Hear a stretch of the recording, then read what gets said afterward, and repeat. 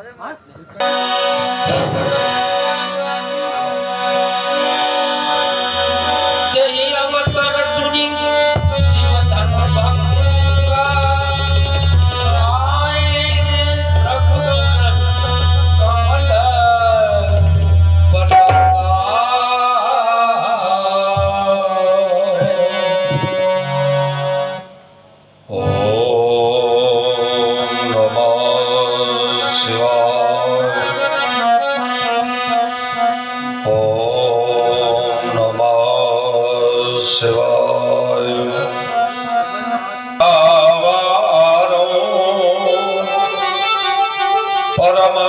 पुरुषो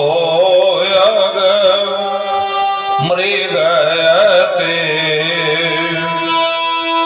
Kapardi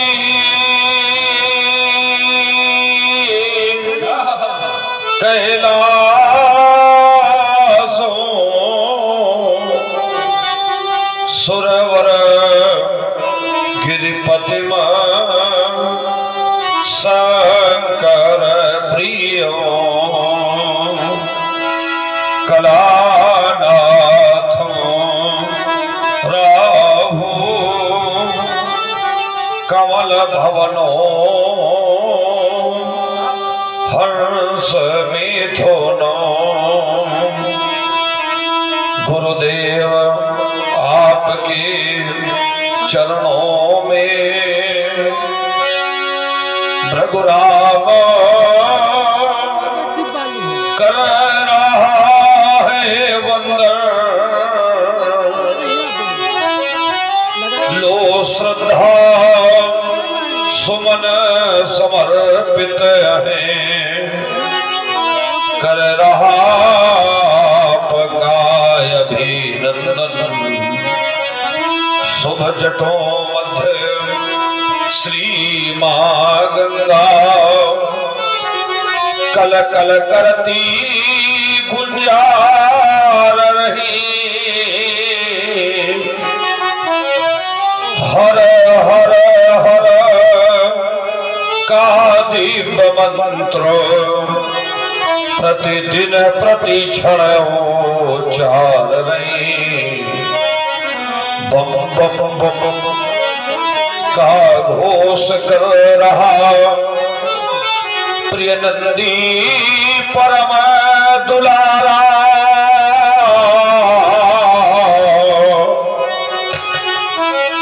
foam foam foam फमकार मारता शिव व्याल कंठ यति प्यारा डुम डुम डुम कर विश्व जगाती भोले डमरू तेरी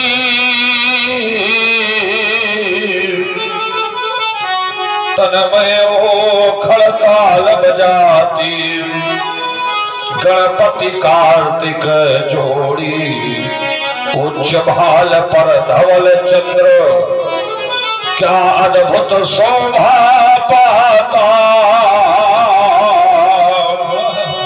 नीलकंठ प्रभु नीलकंठ तो भक्तों के सुख दाता सौम शांत लावर्ण सिंधु प्रभु कंठ विराज आला तन विभूति है रमी हुई पहिरे मुंडों की माला बाघंबर मृग चर्म कमंडल कर त्रिशूल है भारी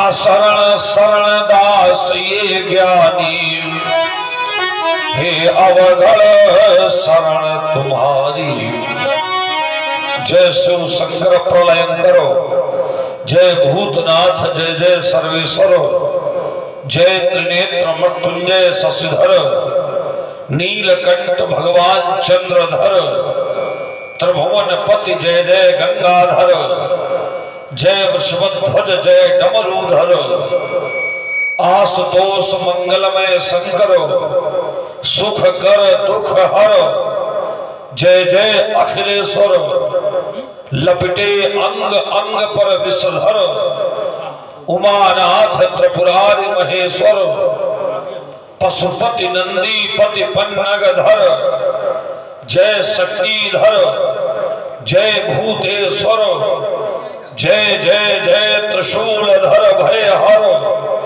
गिरिजापति, जय जय शशि शेखर, कैलाशपति, जय जय योगेश्वर, हर हर हर, हातोष आस्तोष प्रलय शंकर, ये भारी भीरियो भयानक भ्रांति मम शांत सिनाओं को अशांत सिंधु के उत्ताल तरंगों में तरंगित करते हुए ये झंझावात की झंझट वायु ने एक अनूठा उफान सा क्यों उद्घोषित कर दिया है।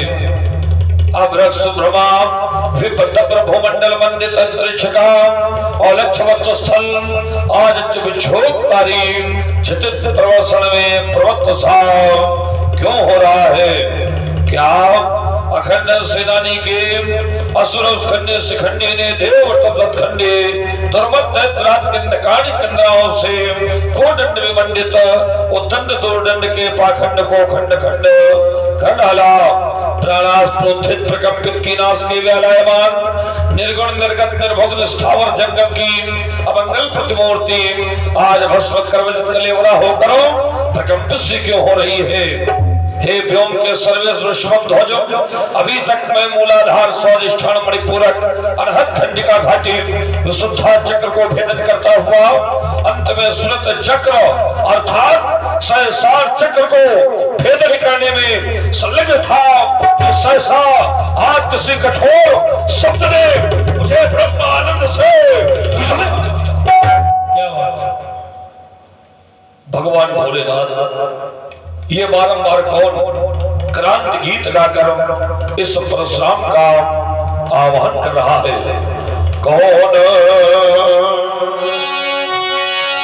नवगीत सुनाता है, क्रांति के गाने गाता है। लगी थी समाद डाल दी इसमें किसने ब्याज, योग का बिगड़ गया साधन इसका हुआ नाराज। किसी भी शरण के कारण विश्व क्यों दहला जाता है। कौन नवगीत सुनाता है, सिंधु में बढ़ता है क्यों ज्वार, मारता नंदी क्यों हुंकार, महेंद्राचल क्यों डोल रहा, शेष फड़ फम फम बोल रहा। धेनु मृग सिंह गजों का झुंड भयातुर भगता जाता है। कौन नवगीत सुनाता है, कौन नवगीत सुनाता है। उठा लो परसु कह रहा कौन, नाथ क्यों साध रहे हो मौन, भुजाएं मचल रही मेरी बजाने फिर से रण भेरी। क्रांति 21 बार की कौन दुष्ट दल भूला जाता है। कौन नवगीत सुनाता है, कौन नवगीत सुनाता है।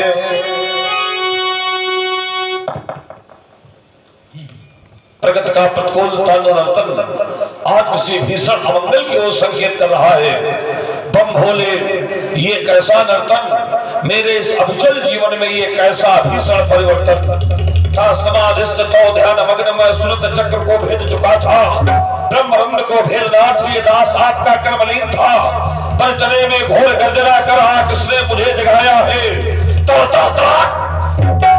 का भीषण और भूमंडल सभी हिलाया है, जो दसों दिशाएं कांप रही, क्यों अडिग हिमालय डोल गया।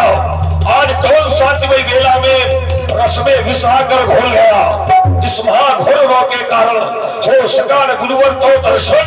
बम भोले, ये कैसा नर्तन मेरे अविचल जीवन में, ये कैसा भीषण परिवर्तन। मन में तो सिंह धार रहे, पक्षी करने तो करते हैं, ठग रहे झुंड मृग छोड़ों के, गजगल गर्दन क्यों करते हैं। कर रही पलायन कामधेन, क्यों प्रगतियाज चलाते हैं। अनवन कर भयभीत सभी, क्यों महा प्रलय दिखलाती है। लग रहा ध्यान क्यों नहीं नाथ, वो नंदी क्यों हुंकार रहा। ले पढ़ो परशुराम, कौन मुझे ललकार रहा। मैं क्रांति बचा दूं क्या, या करूं आज फिर निर्मर्दन। बम भोले, ये कैसा नर्तन मेरे अविचल जीवन में, ये कैसा भीषण परिवर्तन। भगवान गुरुदेव, योगाभ्यास मेरे जीवन का अभिन्न अंग रहा है। अश्व समाधिस्थ होकर विदित करूंगा, कठोर शब्द का मूल स्रोत क्या है, इसका कारण क्या है। हो गया मिथिलापुर में किसी ने त्र्यंबक के पावनपुरी दारुल अजगरों का विनाश कर डाला। अजगरों का विनाश रेणुका नंदन परशुराम के रहते। शिव धनुष की ऐसी दशा, सावधान सावधान सावधान। आज तूने साधना की आराधना का परित्याग करो, स्वार्थ की भावना से प्रेरित होकर महान कलुषित कार्य किया है। अस्तु कलुषित कार्य के प्रायश्चित हेतु तैयार हो जा, तैयार हो जा सिरध्वज। आज कमत तुम्हारा हाथ शेष कट बचाएंगे। बीरप परशुरानी जननियों के सिर प्रवाहित होंगे। अपनी प्रबल चाल से मैं मारुत का पेट रोक दूंगा। अंबर को पकड़ो, खेत ज्ञानी पत्थरों पर से फेंक दूंगा। पत्थर पाताल बनाऊंगा, हिल उठाए कमत वाराह शेष, ऐसी मैं प्रलय मचाऊंगा। साको पशुपक्षियों, जाओ कुछ कालांतर हेतु वन विचरण करो। परशुधर पुनः अस्त्र शस्त्र सज्जित हो, पुंडरीक क्षेत्र की ओर प्रस्थान कर रहा है। अस्तवास्तव देवी मेरे आश्रम की रक्षा करना। हर हर महादेव, हर हर महादेव। बम विश्वनाथ, बम विश्वनाथ, बम विश्वनाथ।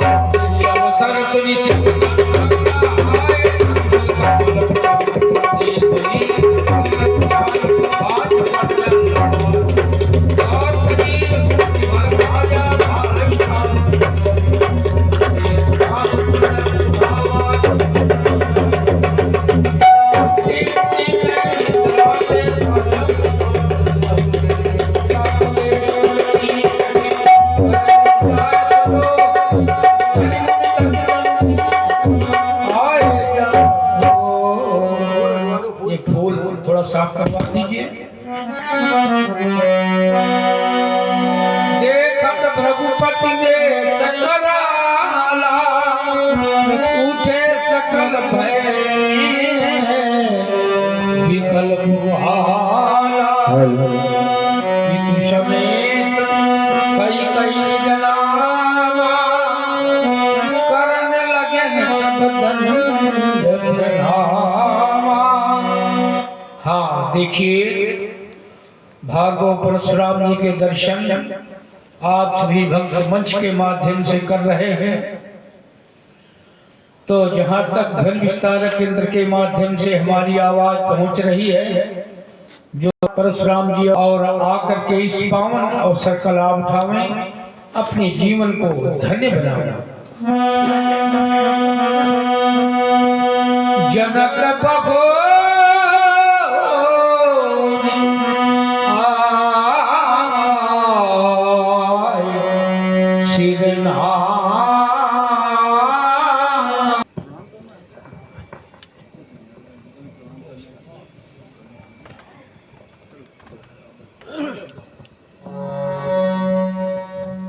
देवता के श्री चरणों में इस सेवक का प्रणाम प्रीत हो, प्रणाम प्रीत हो कि अहो भाग्य इस मिथिला का समुदायता विचारण द्वितीय तृतीय तनुमानसा सप्तोपस्थित चतुर्थी पंचमी असंशक्ति नाम का पदार्थ भावना खर्चे सप्तमी दुर्गा श्रता ज्ञान के सप्त भागों का स्वाध्याय करने वाले राजर्षि ग्रहे अरण्य स्वर्ण लोष्टे पंके सुस्मृति चंदनी समता भावना इस सहयोगी प्रकीर्तिता दुखे सुनुद्विग्न मनः सुखे सुविगत स्पृहा वीतराग भय क्रोधा स्तधि मुनि उच्यते दया सर्वभूतेष संतुष्टायन केनवा सर्व इंद्रिय प्रशांत्योपतुष्यति आसु जनार्दन। ऐसे दिव्य उपलब्धियों को प्राप्त करने वाले राजा जनक, तुम एक धर्मात्मा राजा हो, अपनी प्रजा के तुम पोषक हो, प्रजा का पालन पुत्रवत करते हो, राजधर्म के नियमों को जानते हो। राजाओं के साथ हमारे दो प्रकार के व्यवहार रहे हैं।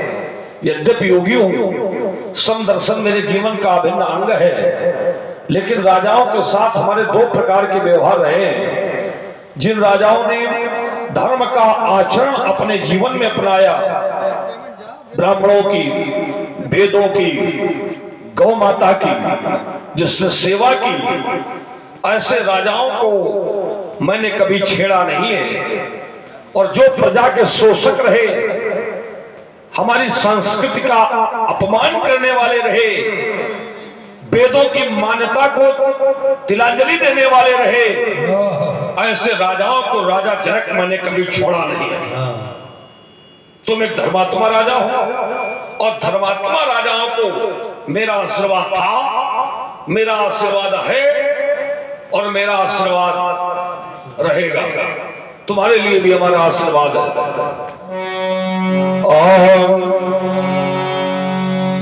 नसावे जो तुमको प्रभाकर किरण प्रखर हो, सुहावे सैया पर चतुर्भुज धारे भृगुलता, राहे तबलो जे अवनी पति तेरी जय सदा, सुनावे बीणा ध्वनि सुरस रसधारा सुरसती। आयुष्मान भव, यशस्वी भव, कल्याण हो राजा जनक, कल्याण हो, तुम्हारा कल्याण हो। सिय बुला प्रणाम करा,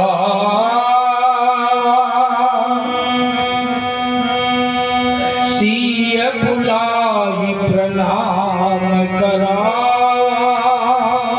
सीता की सखियों, चाहता हूं मेरी बेटी को मेरे समीप लेकर के आओ। आओ बेटी, आओ। देखो ये श्री भार्गव परशुराम जी हैं, इनके श्री चरणों में नतमस्तक होकर। ठहरो जनक, किस कन्या से प्रणाम करवा रहे हो? इस शर्माती और विद्युत प्रतिभासी उज्ज्वल निज दंतावल दमकाती भाल विशाल बिलो की बाल दुजराज समूह लजाती बढ़ी आ रही ये कौन पास मां अंबासी हर साथी इंद्रधनुष सी भौह वक्र ये इंद्रधनुष सी भौह वक्र और रुन झुन पायल झनकाती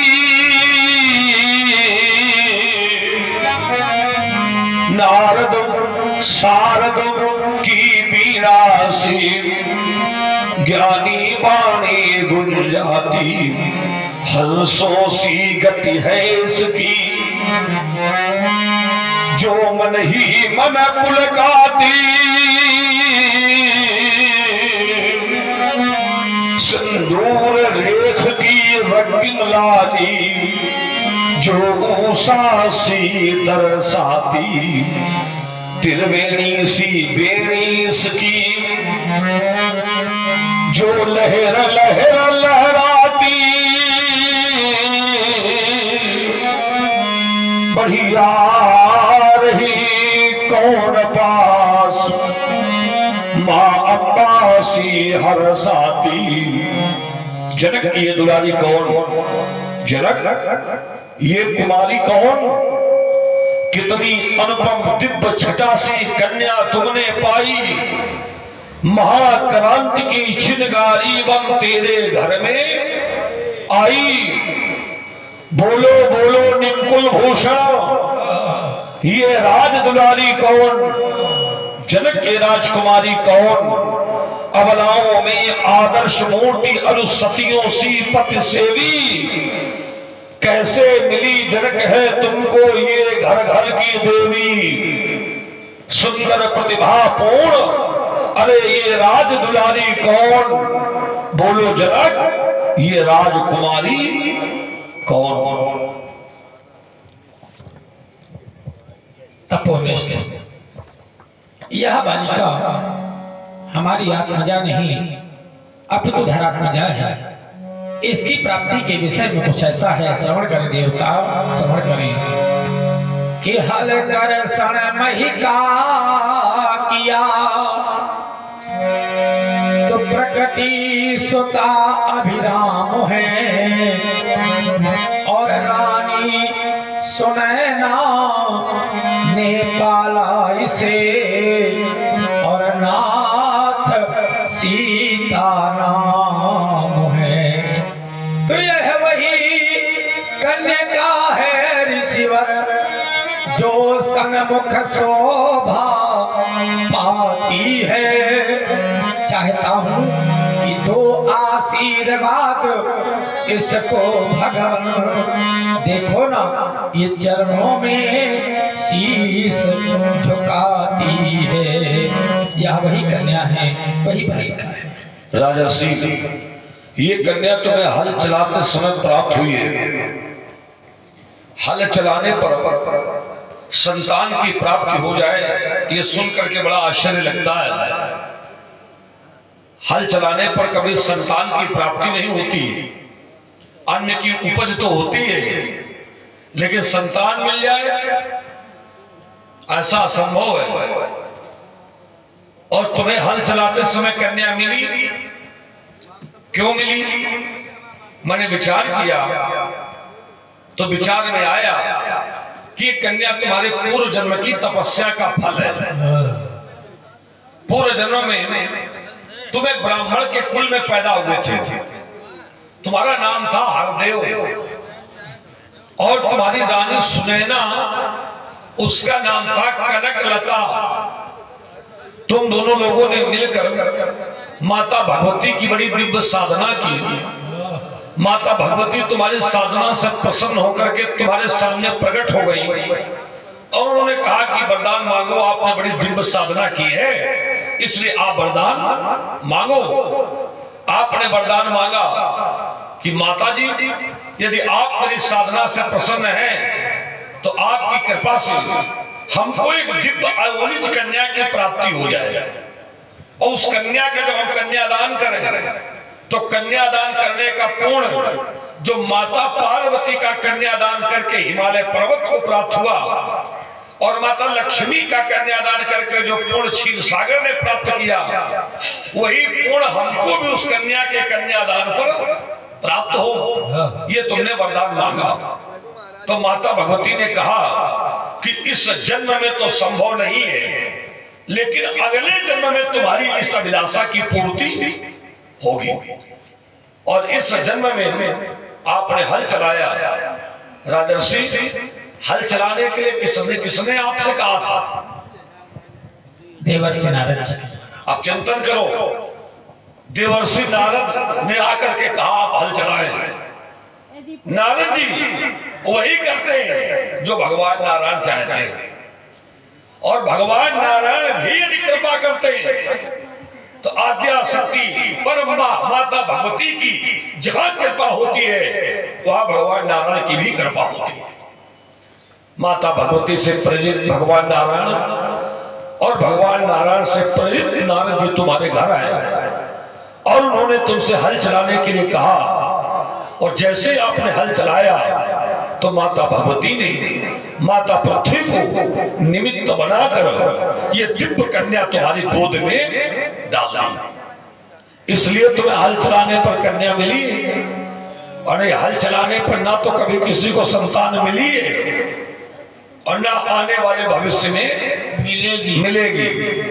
ये तुम्हारे जीवन की तपस्या है सिरध्वज जो तुम्हें हल चलाते समय प्राप्त हुई है। मैं इस कन्या को आशीर्वाद देता हूँ। सब पतितों दलितों दुखितों के मन की बेटी अरमान तुम्ही हो। आशीर्वाद हमारा तुमको जन जन की वरदान तुम्ही हो। तुमसे भी शिक्षा ले सीता सारे जग की नारी। सतियों में हो सती शिरोमणि बनोगी पति को प्यारी। जल जाए अधम पापी जिससे ऐसी बनोगी चिनगारी। स्वर्ण अक्षरों में लिख जावे गाथा अमर तुम्हारी। सतियों में तुम पूजी जाओ सब तेरा गुणगान करें। तेरे पद की अगुवाई ज्ञानी चलकर भगवान करें। भूली बिसरी पथ से विचलित अबलाओं को शुभ ज्ञान तुम ही हो। आशीर्वाद हमारा तुमको जन जन की वरदान तुम ही हो। हमारा आशीर्वाद है। जाइए ले जाइए अपनी राजकन्या को, जाइए राजर्षि जनक ले जाइए। आशीष दीन सखी हरिशानी निज समाज ले गई सयानी। विश्वामित्रा यह मिले पुनिया।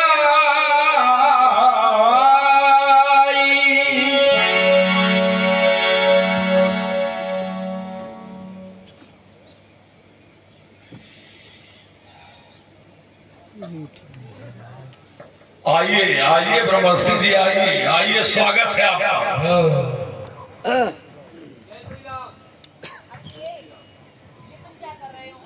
आज बहुत समय के अंतराल में आपसे मिलन हो रहा, मैं कह नहीं सकता।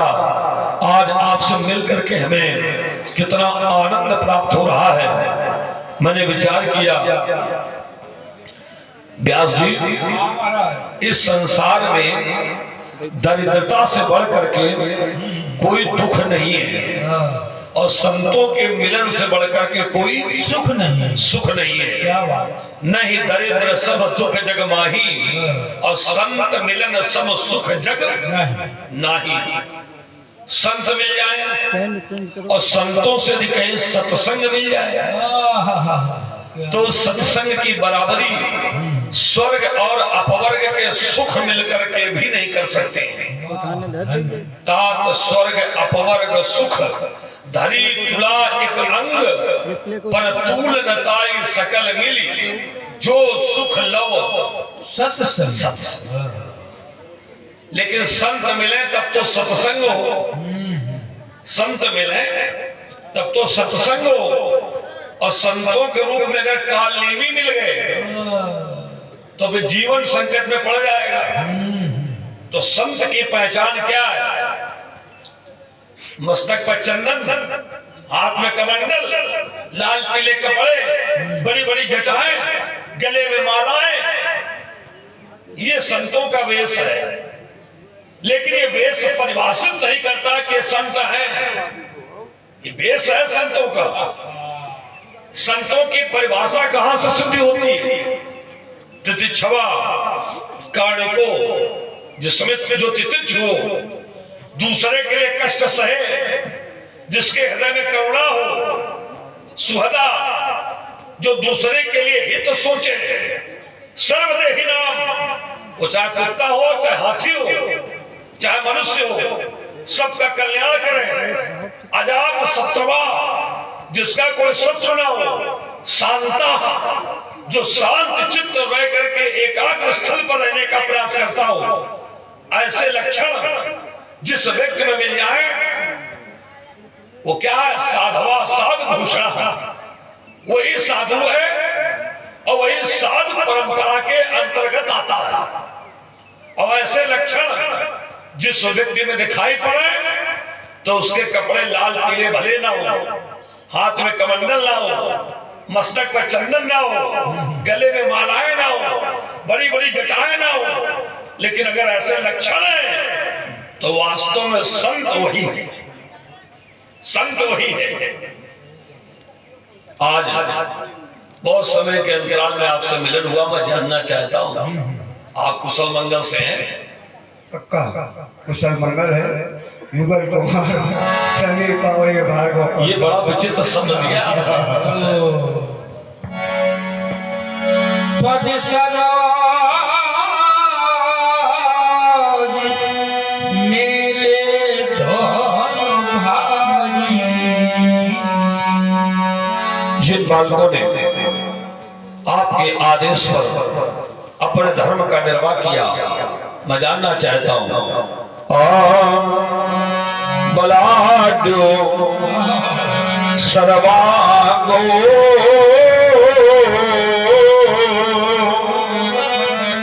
अमित महिमानो अभिमतो सुतो तो कस्यो तो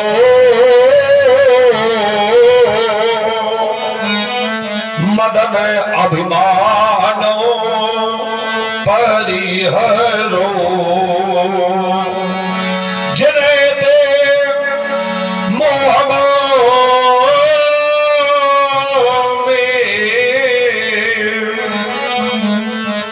असत दुति नायो चाप थुका ददसो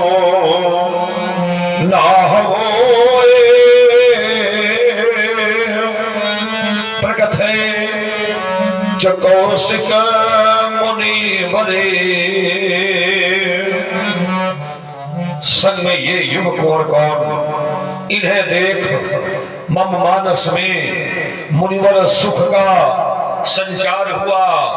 बालक स्वरूप में लगता है, बालक स्वरूप में लगता है। ये क्रांति और ये शांति अवतार हुआ, इसमें चंचलता अत्याधिक है। देखो कितना ये सौम्य मौन। संग में ये ही युग कुंवर कौन हो, किस पूर्ण भोग में जन्म हुआ। इन दोनों राजकुमारों का है श्रेष्ठ भाग्य का पिता कौन। इन दोनों प्राण आधारों का किस भांति तुम्हें ये प्राप्त हुई, ज्ञानी कारण समझा दीजिए। इन बाल बरालों का परिचय करके मुझे कृपा बता दीजिए, बता दीजिए। सुने, इन कुमारों का पवित्र परिचय कुछ इस प्रकार से है। ये श्याम अंग मनोज राम है। ये बालक जी, ये श्याम अंग मनोज राम है। जो कलिन केश घुंघराले हैं। बाबा, श्याम अंग मनोज राम। मनोज राम। हाँ मनोज माने कामदेव। हाँ कामदेव भी श्याम श्याम वर्ण का है। हाँ, ये और ये भी श्याम वर्ण के हैं। हाँ। और मनोज मनोज तो क्या कामदेव ही, ये सौंदर्यता से। अच्छा सौंदर्यता से। वो इसमें दूसरा शब्द बीच में नहीं पड़ा था तो राज चिन्ह मंडित पंडित प्रिय, यह दर्शन राम निराले हैं। ये परम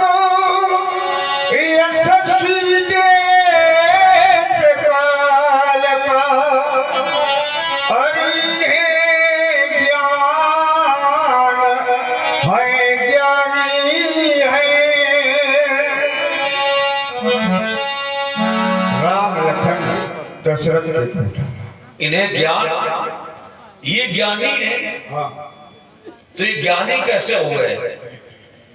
राज चिन्ह मंडित पंडित प्रिय, यह दर्शन राम निराले हैं।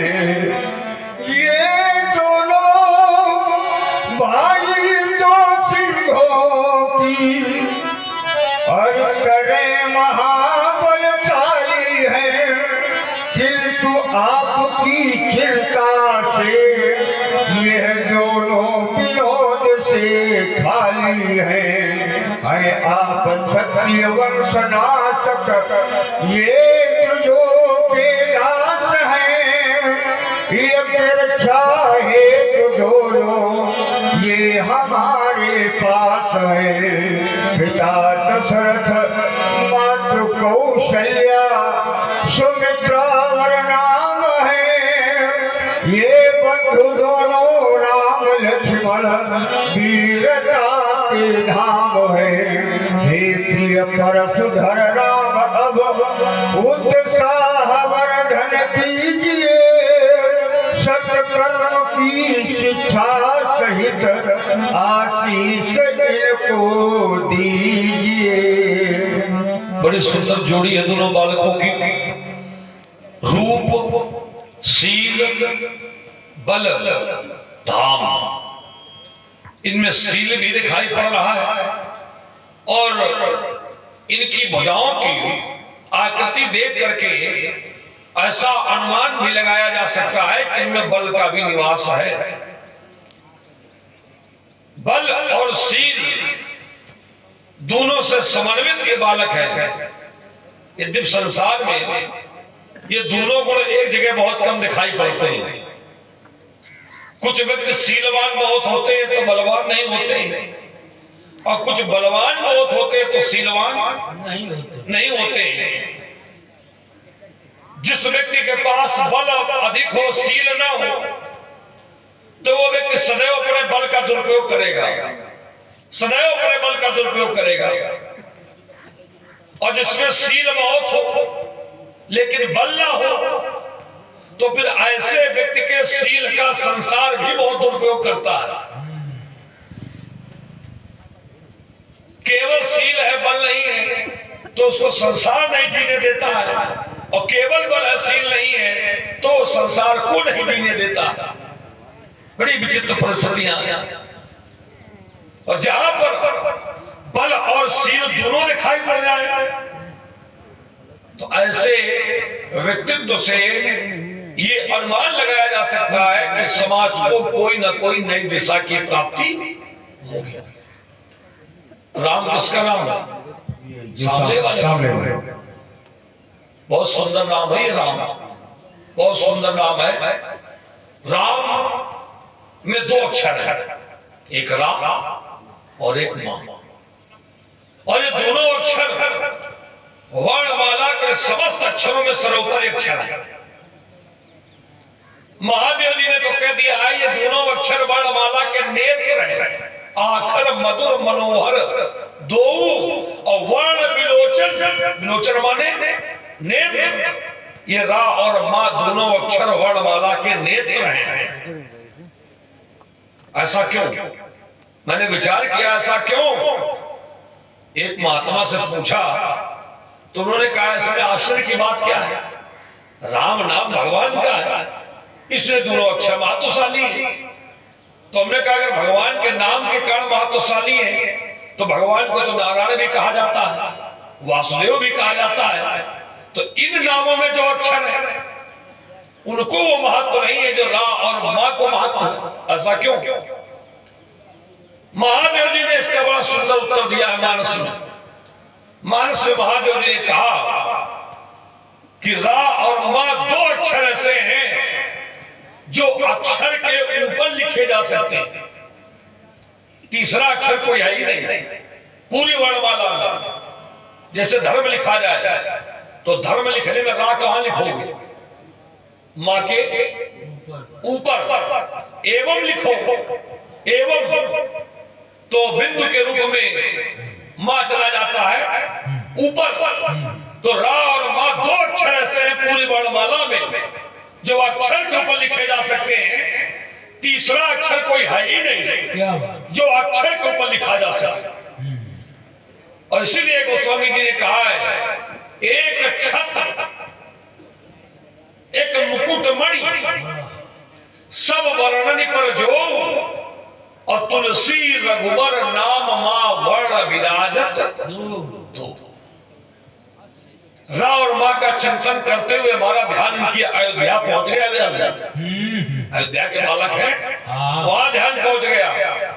तो मैंने विचार किया कि अयोध्या में यदि इस बालक को छोड़ दिया जाए तो किसी के नाम में ये दोनों अक्षर नहीं मिलते, किसी के भी नाम नहीं।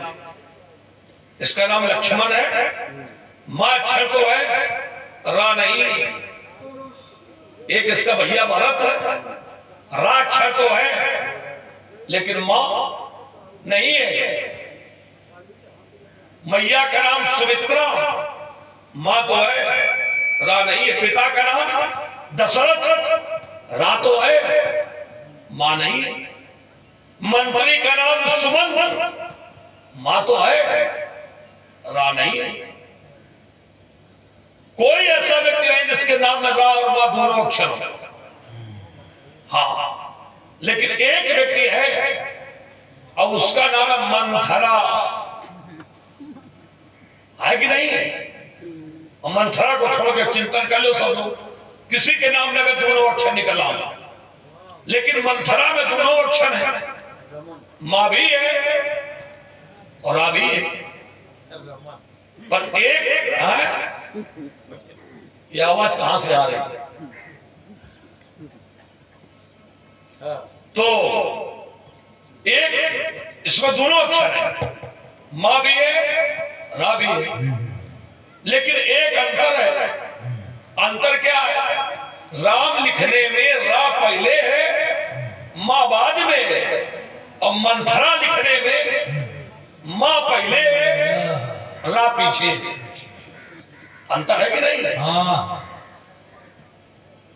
तो अक्षरों का ये अंतर ये सिद्ध करता है कि इस बालक राम के जीवन में अगर कोई सुख का अवसर आए तो चक्रवर्ती दशरथ जी से कह देना मेरा संदेश, इसके बालक में कोई सुख का अवसर आए तो चक्रवर्ती दशरथ जी पूरी अयोध्या में किसी से सावधान रहे अथवा ना रहे, लेकिन मंथरा से विशेष सावधान रहे,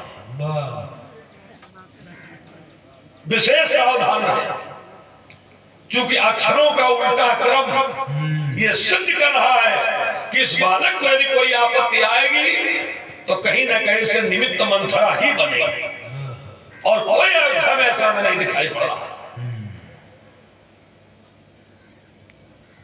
अयोध्या तो जाओगे आप, बात कहे वो तो कहीं कहीं जाए। देख लो। हाँ नहीं आवश्यक। हाँ बता देना बिल्कुल। चलिए कोई बात नहीं है, अभी चिंतन आ गया तो हमने कहा आपसे बताए। बहुत मैं इन बालकों को आशीर्वाद देता हूँ।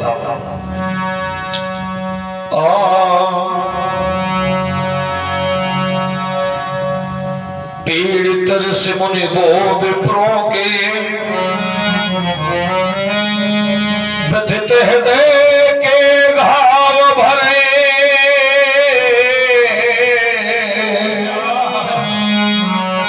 आशीर्वाद है यही राम त्रैलोक सदा जयकार करे। तुम भी लक्ष्मण सदा प्रेम से इस मुरली के राग बनो,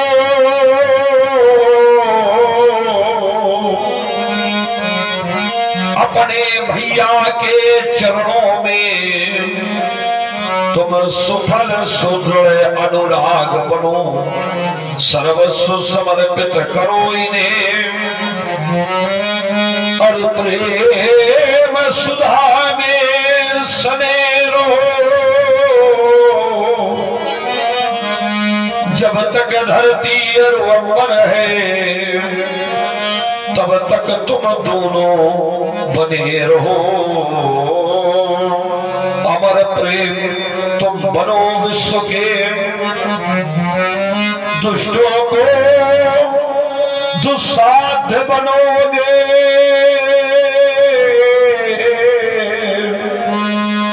हर मन में तुम रमने वाले, जन जन के आराध्य बनोगे।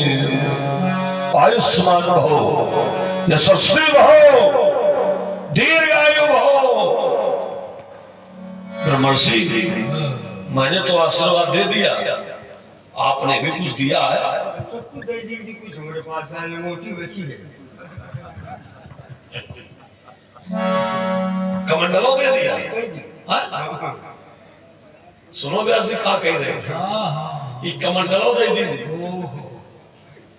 माला माला कहाँ है? देखो बहुत दे दी। तो अब केवल अंगूठी बची है, तो यह काय बची है? अब दिगंबर बन गया। हाँ नहीं तो बनी गई, अरे मजबूरी बन गई। दिगंबर, दिगंबर, अब दिगंबर हो जाओ। जब सब दे दिए लोग, तब अब दिगंबर बने परी, अब दिगंबर रूप में दिखाई पड़ रहा। ओहो, जय हो जय हो। व्यास जी, ये दिगंबर महाराज आश्रम के हैं। नहीं आवश्यक भी है। बहुत दिनों की विदेह सन कहूं काहत भी, पूछत जानी अजानी जिमी, व्याप्यो मोह बसरी। बोलो जनक, अनेकानेक देशों के नेपाल अस्त्र शस्त्र लेकर के मैथिली प्रांगण में क्यों आए? मिथिला को तुमने क्यों सजवाया? गायकों के द्वारा सुंदर गीत, वाद्यंत्रों की ध्वनिया, वेद मंत्रों का उच्चारण, पुष्पांजलियों की वर्षा, युवतियों के द्वारा दिव्य मंगल गान। शीघ्र बोल, समस्त कानों का मूल कारण का शीघ्र बोल। समाचार कही जनक सुनाए, यही कारण मही सब आए।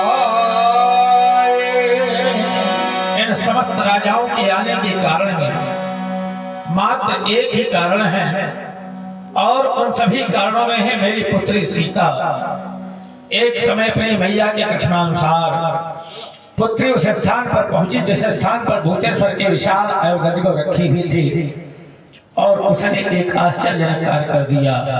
कार्य इस प्रकार था कि सीता ने उठा लिया अजगो, उसको लख धीरज छूट गया। बस उसी समय यह प्रण खाना अपने पूर्ति में अजगो टूट गया। तुम्हारे शब्दों पर विश्वास नहीं होता मुझको, मैं अजगो के दर्शन स्वयं करना चाहता हूँ। सुनत वचन फिर अनत निहारे, देखे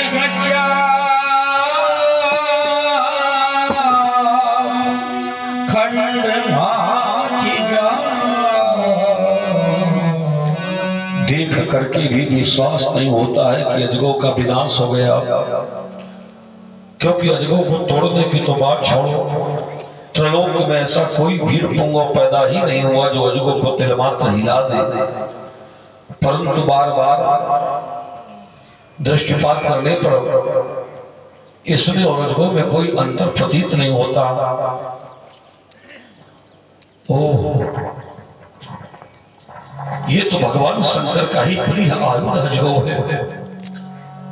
आज मानवता का रक्षक चला गया, आज दानवता का संहारक चला गया।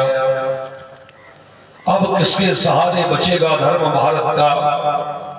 किसके सहारे त्रिलोक को सुख पाएगा?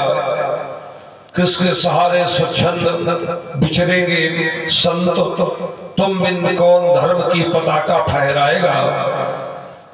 किसके सहारे बचेगी मां बहनों की लाज, गोदी के उनके दुध मुंहों को बचाएगा। टूटेगा पहाड़ अनाचारों और कष्टों का, तब तुम बिन ज्ञानी कौन कष्ट से बचाएगा? तुम बिन ज्ञानी कौन कष्ट से बचाएगा? अजगो, कैलाश पर्वत पर बैठी हुई मैया पार्वती को तुम्हारे विध्वंस का जब ये समाचार ज्ञात होगा तो मैया पार्वती चीख चीख कर रोने लगेगी और बारंबार मुझसे पूछेगी कि राम बोलो, क्या सत्य दलन की शक्ति तुम्हारी समाप्त हो गई, या शिव प्रदत्त विकराल परश की धार क्या कुंठित हो गई, अथवा तुम्हारी भुजाओं का बल समाप्त हो गया, अथवा गुरु के प्रति जिन कर्तव्य कर्मों को करने का तुमने संकल्प लिया था, बोलो परशुराम, क्या तुमने उन संकल्पों को तिलांजलि दे दी? तुम्हारे रहते मेरे अजगों का विनाश कैसे हो गया?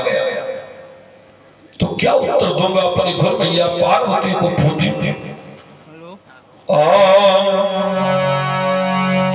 मैया कहेगी लाल क्या अब बल तुम्हारा घट गया है, गुरु के प्रति धर्म के हित ध्यान भी क्या हट गया है, क्या तुम्हारे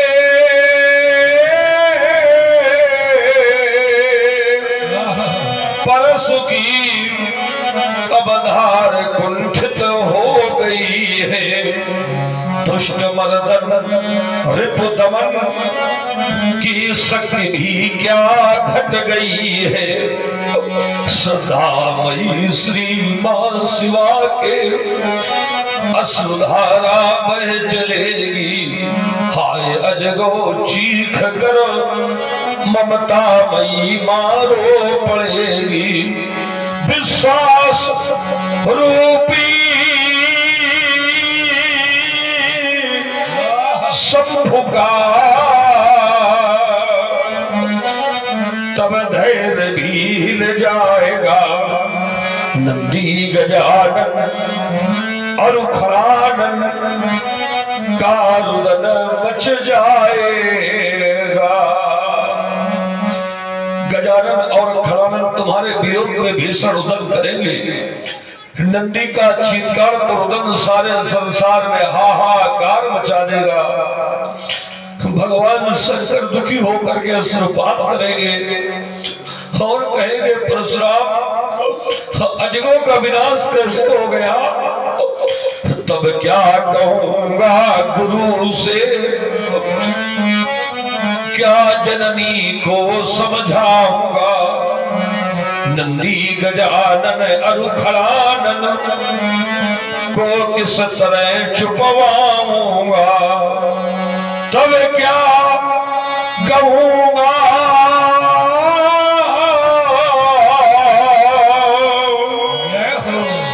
मैं गुरु से, क्या जननी को समझाऊंगा, नंदी गजानन अरुखड़ानन को किस तरह छुपवाऊंगा, ज्ञानी बताओ पूजे जगो आज ये क्या हो रहा, ऐ निर्मलों के भगवान देखो ये भक्त तेरा रो रहा।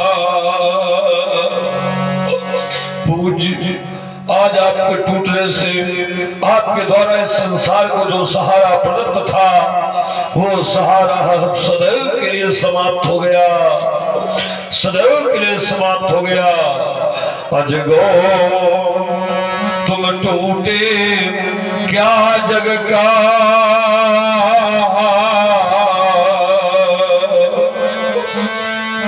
एक सबल सहारा टूट गया, अब तक तो रहे निकट कितने साथ तुम्हारा छूट गया, मैया ने पाल पोस ज्ञानी, किस बात तुम्हें दुलराया था, अपने श्रृंगों पर अमित बार नंदी ने तुम्हें सजाया था। धनु गणपति और खड़ानन के तुम सदा प्यारे बने रहे, मां पार्वती के अजगो तुम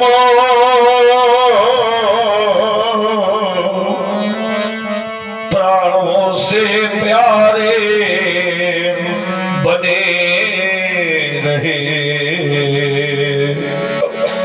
पर कहा छोड़ कर चले गए,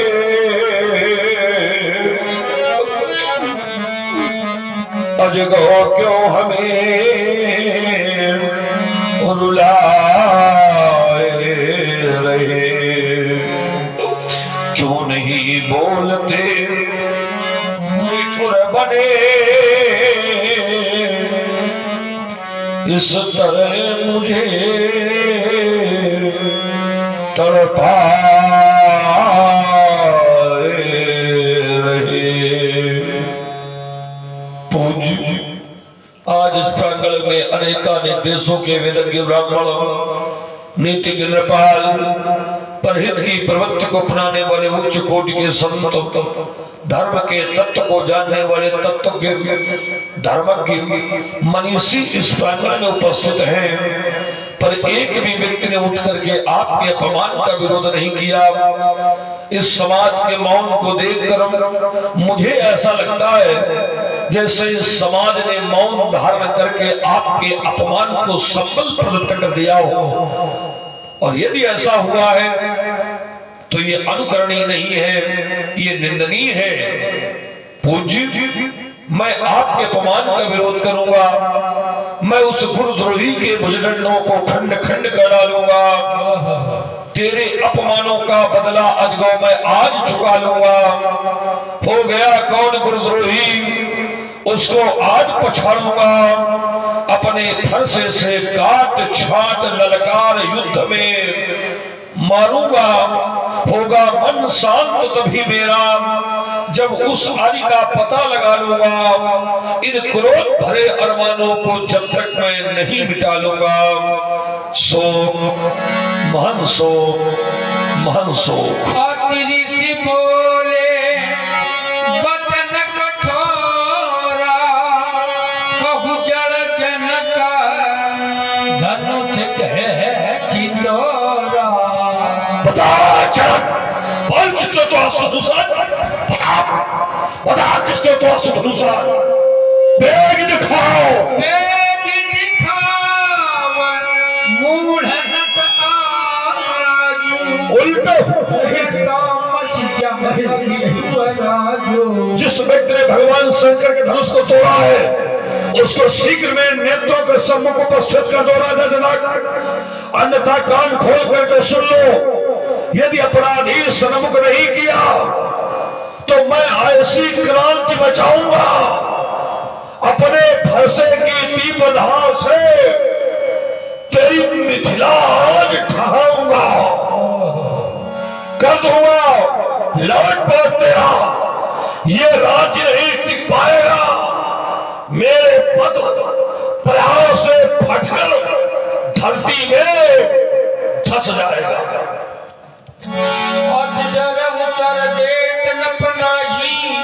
कुटिल भूप हर से भान मारी, सभय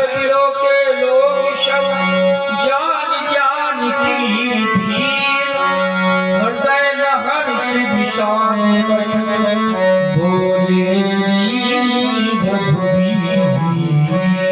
ये प्रज्वल भगवान शिव के इस पावन पुनीत आयुध का खंडन करने वाला कोई आपका एक दासी है। करंट हटा है नाथ। तोड़ा जिसने धनुआ ये शिवा नाथ का वो दास है आपका, दास है आपका। तोड़ा जिसने है धनुआ ये शिवा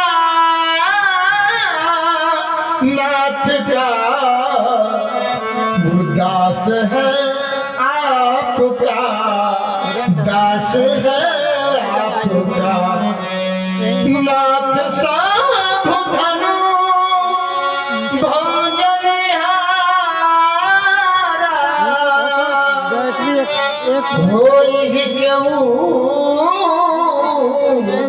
एक दास तुम्हारा, शिव धनुष तोड़ने वाला भी कोई शिव प्यारा ही होगा, जिसने सा अपराध किया वह दास आपका ही होगा। जो कृपा पात्र है इन गुरुओं का वह चुप कैसे रह सकता है। और जिन पर है कृपाल ब्राह्मणों की यह कार्य वही कर सकता है। आयसु का कहीं किन मोही बार बार भिनवनी तो राम शिव का धनुष उसने तोड़ा है, वो दास हमारा। क्यों? शिव का धनुष उसने तोड़ा है, वो दास हमारा क्या होगा? अरिका जैसे कर काम कोई कैसे मुझको प्यारा होगा? जिससे जग को त्राण मिला, जिससे मानवता बच पाई, जिससे मुनिवंद हुए निर्भय देवों की मर्यादा बच पाई, उस अजगर को जिसने तोड़ा है वो कैसे शिव का प्यारा होगा? कैसे शिव का प्यारा होगा? तुम उल्टा पाठ पढ़ाते हो कि दास हमारा होगा। ये 16 दूनी 8 का पढ़ा पढ़ाने को पूरी मिथिला में तुम्हें हमें मिले थे। आदरणीय व्यास जी, आप तो पुराण मर्मज्ञ हैं, पुराण मर्मज्ञ हैं आप, वेदों का भी व्यास करने वाले आप हैं, वेद व्यास। आप बताइए धर्म ग्रंथों के अनुसार सेवक की परिभाषा क्या है? सेवक सो यह जो करे सबकाई, और करनी करी करी है राज। सेवक कौन? सेवक वो जो करे सेवकाई, सेवकाई, जो करे सेवकाई वही है सेवक। लेकिन उसने सेवकाई नहीं की है, उसने किया आदि करनी। आदि माने सत्य, करनी माने व्यवहार। उसके व्यवहार सेवकाई के नहीं है। आदि करनी माने सत्य जैसे व्यवहार है, राम सत्यता के जैसे व्यवहार है उसके, तो सेवक है, करे सेवकाई। और आदि करनी यदि की है तो अब हाथ में उठा ले अस्त्र शस्त्र, अब परशुराम से करे लड़ाई लड़ाई। सुना राम जय शिव धन तारा, सठ सबाहु शमशोरी तुम्हारा। कान खोल करके सुन लो राम, जिसने भी भगवान शंकर के धनुष को तोड़ा है, वो चाहे जो हो, सहस्रावर्जुन के समान मेरा घोर बैरी है, रिपु है, आरी है। सो भी लगा बिहाजी समाजा, नत मारे जय है साब राजा। जिसने भगवान शंकर का धनुष तोड़ा है, वो इस समाज से निकल करके बाहर आ जाए, इस समाज को छोड़ करके बाहर आ जाए। और यदि वो समाज को छोड़ करके बाहर नहीं आ रहा, तो समाज ही उसको छोड़ करके अलग हो जाएगा। या तो समाज छोड़े, अन्यथा समाज उसको छोड़े। दोनों परिस्थिति में हमें अकेला मिलेगा, अकेला। यदि आज ऐसा न हुआ तो आए हुए देश देशांतर के सारे राजा मारे जाएंगे। सुनी मुनि वचन लखन चिकाने, बोले परस धरई अपमानी।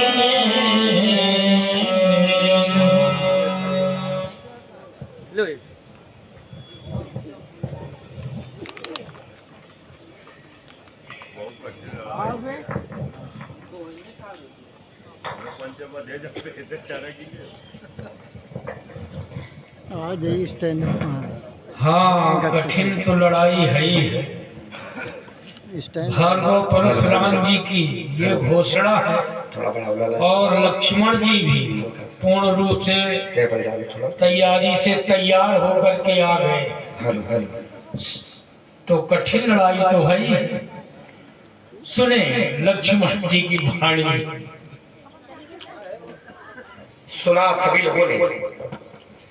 धनुष तोड़ने वाले के विरोध में श्री परशुराम जी ने घोषणा कर दी, जय शिव धनु तोरा सहस बाव समसोरी कुमोरा, सो बिलगाऊ बिहाई समाजा, और न तुम्हारे जन है सब राजा। धनुष तोड़ने वाला सो बिलगाऊ अलग कर दिया जाए, और धनुष तोड़ने वाला यदि समाज से अलग न किया गया तो महात्मा जी के द्वारा व्यवहार क्या किया जाएगा। तो कह रहे हैं कि सब राजा मारे जाएंगे।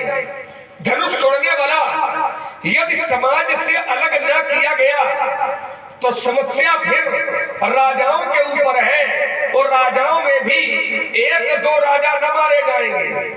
कह रहे हैं न तुम्हारे जंगे साहब, बढ़िया दंड विधान है, अच्छी न्याय संहिता है कि यदि धनुष तोड़ने वाला अलग ना हुआ तो फिर सभी राजा दंडित किए जाएंगे। मेरा ध्यान इन राजाओं की ओर केंद्रित हो गया, और जिस समय मेरा ध्यान इन राजाओं की ओर केंद्रित हुआ तो हमें यह प्रमाण मिला कि मिथिला में दो प्रकार के राजा हैं। एक राजा है तपस्वी देख धूप अभिलाखे, कूड़ कपूत मूढ़ मन माखे, उठ उठ पहाड़ी सनहा अभागे, और जहां तहां गाल बजावन लागे। ये दुष्ट प्रवृत्ति के राजा हैं। दूसरे राजा है साधु भूप, बोले सुनबानी, और राज समाज ही लाज लगानी। मिथिला में दो प्रकार के राजा हैं, साधु राजा और दुष्ट राजा। परशुराम जी ने घोषणा कर दी कि न तुम्हारे जय है सब राजा, और जब सब राजा मारे जाएंगे तो सब राजाओं में साधु राजा भी मारे जाएंगे और दुष्ट राजा भी मारे जाएंगे। तो मैं यहाँ विचार करने लगा कि परशुराम जी कह रहे हैं कि राजा सब मारे जाएंगे। कब? जब धनुष तोड़ने वाला अलग नहीं किया गया तब सब मारेंगे, और यदि सब राजा मारेंगे तो सब राजाओं में राजाओं के दो प्रकार हैं, एक साधु दूसरे दुष्ट। तो परशुराम जी के द्वारा क्या साधु प्रवृत्ति के लोग भी मारे जाएंगे? और परशुराम जी के द्वारा यदि साधु प्रवृत्ति के लोग मारे जाएंगे तो ये न्याय होगा कि अन्याय होगा, ये धर्म होगा या अधर्म होगा, ये पाप होगा या पुण्य होगा। और सबसे बड़ी बात एक है कि यदि परशुराम जी के द्वारा साधु प्रवृत्ति के राजा मारे जाएंगे तो परशुराम जी फिर अपने चरित्र के साथ में न्याय कैसे कर पाएंगे? क्योंकि मैंने नहीं जाना है, मैंने नहीं सुना है, मैंने तो यही जाना है, यही सुना है कि जब जब परशुराम जी का फरसा चला है तब तब दुष्टम छत्रम वो भारम, जो दुष्ट प्रवृत्ति के लोग हैं तो दुष्ट प्रवृत्ति के लोगों पर परशुराम जी ने अपना फरसा चलाया है। तो दुष्ट प्रवृत्ति के लोगों पर फरसा चले ये फरसे का सदुपयोग है, पापियों पर फरसा चले ये फरसे का सदुपयोग है, अत्याचारियों पर फरसा चले ये फरसे का सदुपयोग है। लेकिन यही फरसा अगर साधु पुरुषों पर चलता है तो फिर सदुपयोग नहीं है, फिर ये दुरुपयोग है। और दुर्भाग्य है कि ये दुरुपयोग यदि परशुराम जी करेंगे तो फिर और थोड़ा गलत है, क्योंकि परशुराम जी के द्वारा यह व्यवहार सर्वथा अनुचित है। और जब अनुचित है तो मेरा विचार कहता है कि महाराज जी को एक बार पुनर्विचार करने की आवश्यकता है। स्वामी जी प्रणाम। आशीर्वाद। और महाराज जी सबको सलमंगल। ना हमें लगता है धनुष टूट गया इसलिए ना निकल रहा है। हमने कहा सभी प्रकार की कुशलता, महाराज जी ने कहा ना, तो हमें लगता है धनुष टूट गया इसलिए तो कुशलता नहीं है ना की ओर। अगर कुशलता का न होना धनुष का टूटना है तो महाराज फिर बहुत धनुष ही तोड़ी लड़काई में हमने बहुत तोड़ी है। और जब बहुत तोड़ी तब कबहू ना असरिस कसरिस, दो शब्द है, एक है अस और दूसरा है कस। अस माने होता है ऐसा और कस माने कैसा। मेरा प्रश्न है कि यदि धनुष के टूटने पर क्रोध है तो बाल्यावस्था में हमने बहुत तोड़ी है, और जब हमने बहुत तोड़ी तब कबहू ना असरिस, तब कभी भी असरिस ऐसा क्रोध नहीं किया। तो क्या धनुष के प्रति ममता, और यदि ममता है, यदि ममत्व है तो कई हेतु, इसका हेतु क्या है, इसका कारण क्या है, व्यक्त करें पूज्यपाद प्रत्यक्ष। राजकुमार लक्ष्मण ने जो कहा उसको आप लोगों ने बड़े ध्यान से सुना। लक्ष्मण की वार्ता का मैं उत्तर देता हूं। लक्ष्मण ने कहा कि लड़काई में मैंने बहुत धनुइयां तोड़ी, आपने कभी क्रोध नहीं किया। और कोई पुत्र अपने पिता की संपत्ति में आग लगा रहा है तो लगाए, उसमें कोई किसी को क्या आपत्ति होगी? अपने पिता की संपत्ति में अगर पुत्र आग लगावे तो लगाए, किसी को आपत्ति नहीं होगी, कोई आपत्ति क्यों करे? लेकिन ये धनुष ये तुम्हारे पिताजी का नहीं है, ये शंकर जी का है। और मैं शंकर जी का शिष्य हूं, मैं शंकर जी का भक्त हूं, तो मेरा धर्म कहता है उस धर्म का मैं निर्वाह कर रहा हूं। तुमने कहा कि परशुराम जी ने इसके पहले फरसा चलाया, जहां दुष्ट थे वहां चलाया। आज परशुराम जी का फरसा सही नहीं चल रहा। मिथिला में दो प्रकार के राजा है, साधु राजा है, दुष्ट राजा है। परशुराम जी सब राजा मारेंगे और ये दुर्भाग्य होगा। देखो दुर्भाग्य, इससे भी बड़ा दुर्भाग्य तो ये है कि हमारे हृदय के विचार को तुम नहीं समझ पा रहे। ये इससे भी बड़ा दुर्भाग्य है। क्या राजाओं को मारना हमारा उद्देश्य है ही नहीं? ये तुमने कैसे जान लिया कि हम सब राजा मार डालेंगे? हमारी बात को तो पहले समझो। राजाओं को मारना हमारा उद्देश्य नहीं है। कैसे? जैसे एक विद्यालय की एक कक्षा में अगर एक छात्र अपराध कर दे और गुरुदेव उस अपराधी को प्राप्त करना चाहे तो गुरुदेव फिर निर्णय क्या लेंगे? ये तो निर्णय लेते हैं कि जिसने अपराध किया है बता दिया जाए, और जितने बैठे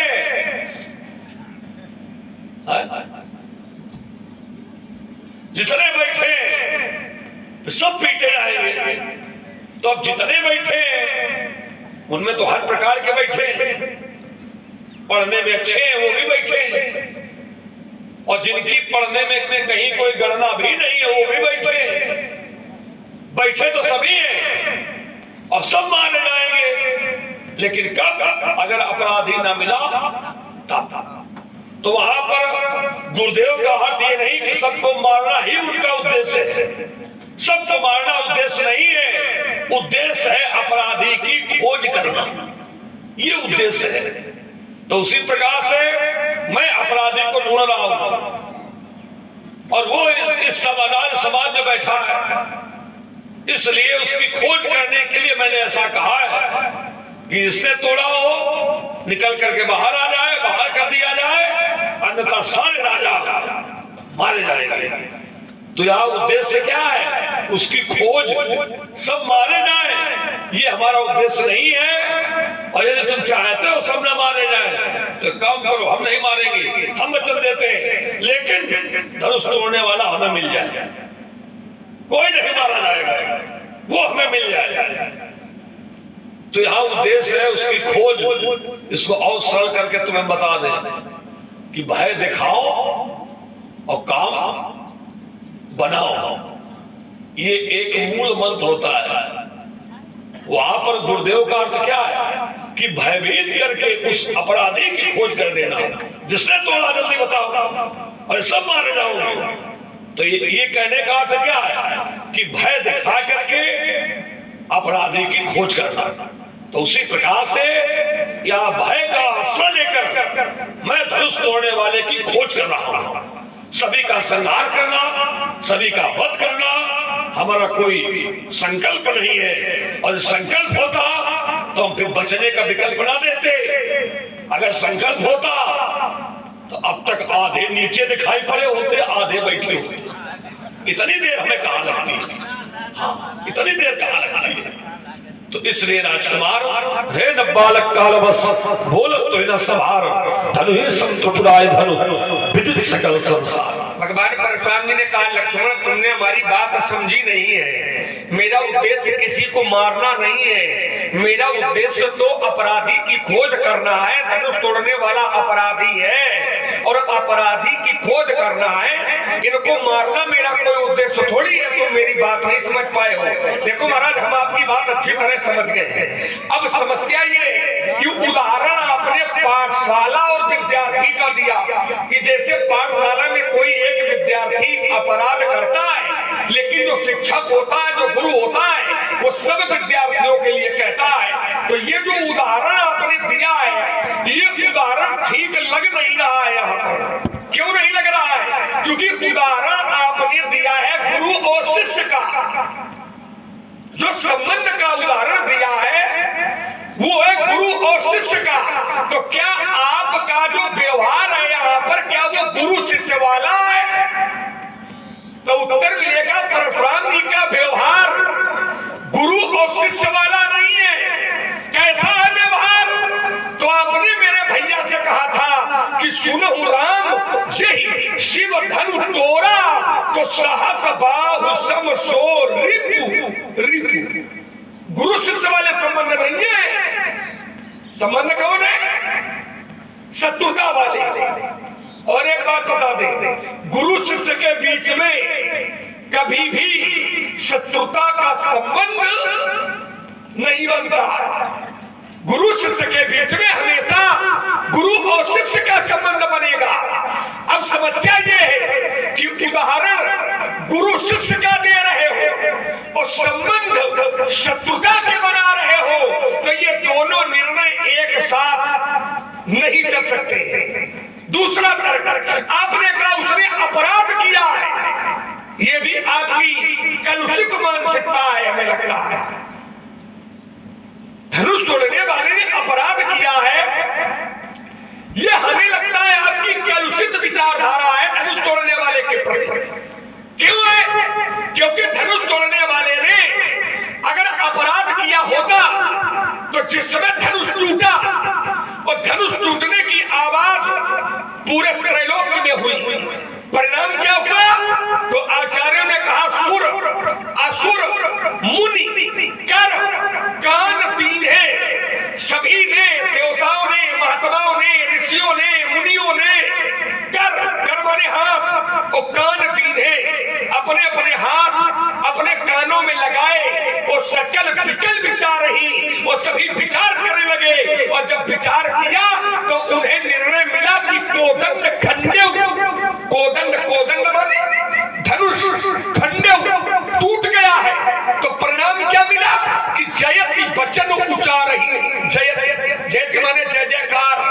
अब थोड़ा चिंतन करिए कि यदि कोई व्यक्ति अपराध करता है और ये व्यक्ति की जानकारी में आए कि ये अपराध हुआ है, तो अपराध होने पर क्या जय जयकार होती है? क्या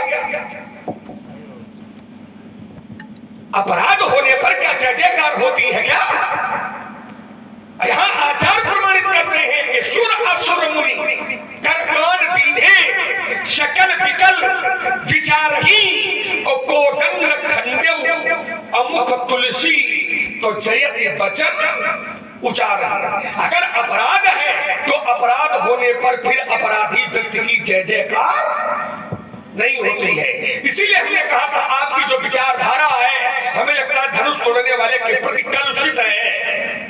कुछ विचारधारा का मिलान हो नहीं पा रहा है। आप कहते हैं मेरा उद्देश्य इन्हें मारना नहीं है, तो एक बात बता दे महाराज, व्यक्ति को जो फल मिलता है वो उद्देश्य को देख करके नहीं मिलता है। व्यक्ति को जो फल मिलता है वो उद्देश्य को देख करके नहीं मिलता है।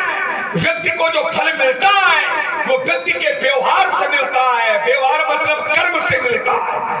और शास्त्र कहता भी है कि कर्म प्रधान विश्व रचि राखा, और जो जस करी स्वतः सफल चाखा। उद्देश्य से फल नहीं मिलता, फल कर्म से मिलता है। आपने कहा मारना उद्देश्य होता तो हमने कभी ये किया थोड़ी है। हम तो शुरू हो जाते तो आधे ऊपर होते हो, आधे नीचे होते। अगर मेरा कोई मारना उद्देश्य होता, देखो महाराज एक बात बताएं, ना कोई नीचे होता और ना कोई ऊपर होता। काहे? क्योंकि हम हैं इसलिए कुछ ना होता, और इसीलिए नहीं कुछ हुआ भी, वो आगे ना भी कुछ होने की संभावना है। कुछ होगा नहीं, बस यही होगा, आप ही को सुधारना होगा। हमने कहा था ममता का हेतु क्या है? महाराज जी ने कहा ममता का हेतु केवल एक है कि ये शंकर जी का है, और शंकर जी हमारे गुरु जी हैं। तो गुरु जी का धनुष तोड़ने वाले ने धनुष को तोड़ दिया है। अब थोड़ा चिंतन करिए, शंकर जी है परशुराम जी के गुरु, तो शंकर जी के शिष्य परशुराम जी अपने गुरु जी की सेवा के लिए तत्पर है। अच्छी बात है, लेकिन जिसने धनुष को तोड़ा है उसने भी तो अपने गुरु जी की सेवा से ही धनुष का खंडन किया है। अगर आप अपने गुरु जी की सेवा कर रहे हो तो जिसने धनुष को तोड़ा है उसने भी तो अपने गुरु जी की सेवा की है।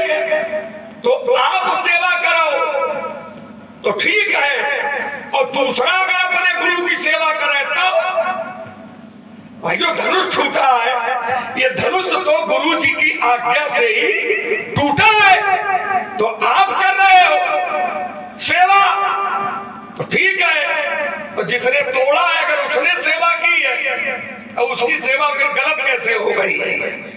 इसलिए विचार करें। मैं विराम लगाता हूँ, आपसे उत्तर की प्रतीक्षा करता हूँ। एक वाक्य आपका बड़ा प्यारा लगा था, आपने कहा मेरा उद्देश्य केवल एक है कि भय दिखाओ वो काम बनाओ, भय दिखाओ वो काम बनाओ। अब मैं फिर कहता हूँ बस इसी को संशोधन करना है। भय दिखाओ, बिल्कुल दिखाओ, लेकिन किसको दिखाओ? भय दिखाओ, इसका मेरा विरोध नहीं है, बिल्कुल दिखाओ, लेकिन किसको दिखाओ बस इस पर विचार करने की आवश्यकता है। भय दिखाना चाहिए, लोगों को डरवाना चाहिए, किसको डरवाओगे?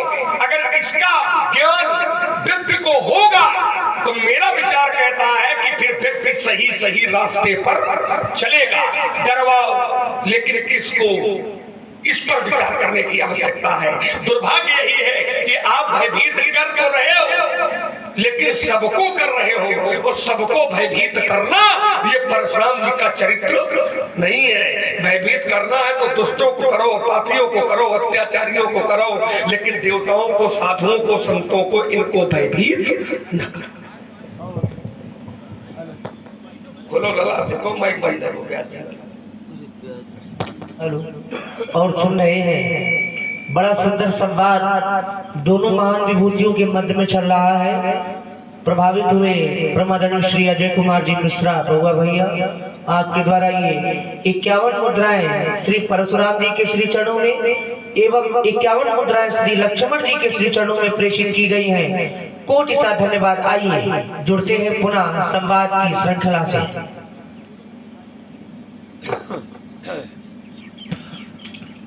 राजकुमार लक्ष्मण ने कहा कि पंडित जी, आप अपने गुरु जी की सेवा के लिए खड़े हो, और धनुष तोड़ने वाले ने भी गुरु सेवा में ही धनुष को तोड़ा है।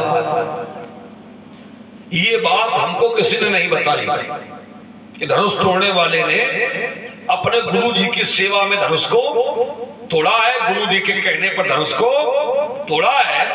ये बात अभी तक हमें किसी ने नहीं बताई, और यदि बताई है तो केवल लक्ष्मण ने। तो मैं ये सोच रहा हूं कि लक्ष्मण ने बताई है तो लक्ष्मण की बात पर हम कैसे विश्वास करें? लक्ष्मण की बात पर हम विश्वास कैसे करें? दूसरी ओर यदि गुरु जी ने धनुष तोड़वाया है और मैं भी गुरु सेवा में खड़ा हूं, तो अब एक बहुत अच्छा मार्ग है जो हमारे लक्ष्मण के बीच में। मार्ग क्या है?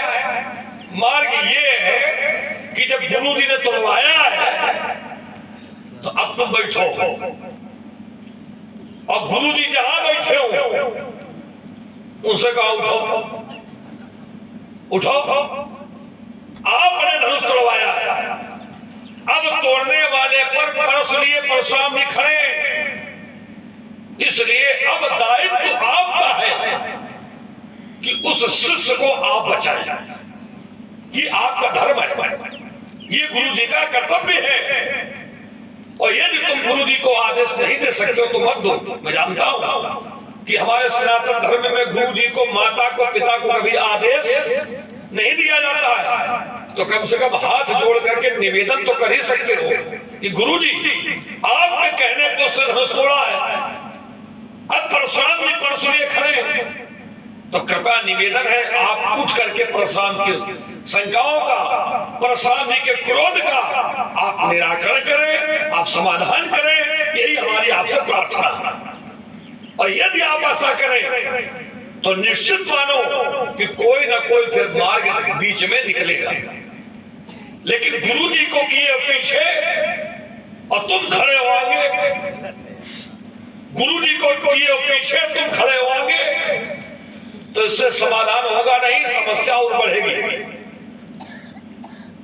और सल करके बता दे, मान लो कोई पिता अपने पुत्र से कहे बेटा ये दीवार गिरा दे, और पिता के कहने पर पुत्र दीवार गिरा दे, और कोई व्यक्ति आगे कहे जिसने दीवार गिराई है मैं उसको पीटूंगा, कहाँ है वो? अब पिताजी वहीं बैठे हुए, तो पिताजी का उस समय धर्म क्या है? पिताजी का धर्म यही है कि महोदय मेरे कहने पर गिराई गई है, किसने गिराई है वो विषय तो बात का है, मैंने गिरवाई है, आपको समस्या क्या है आप हमें बताओ। ये वहां पर दायित्व है।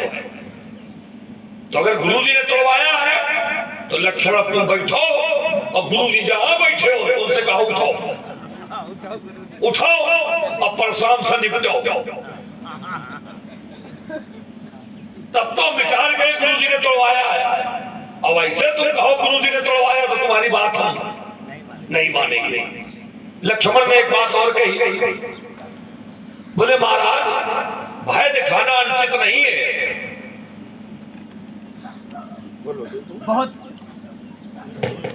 बहुत ही सुंदर संवाद देखने को मिल रहा है यहाँ पर।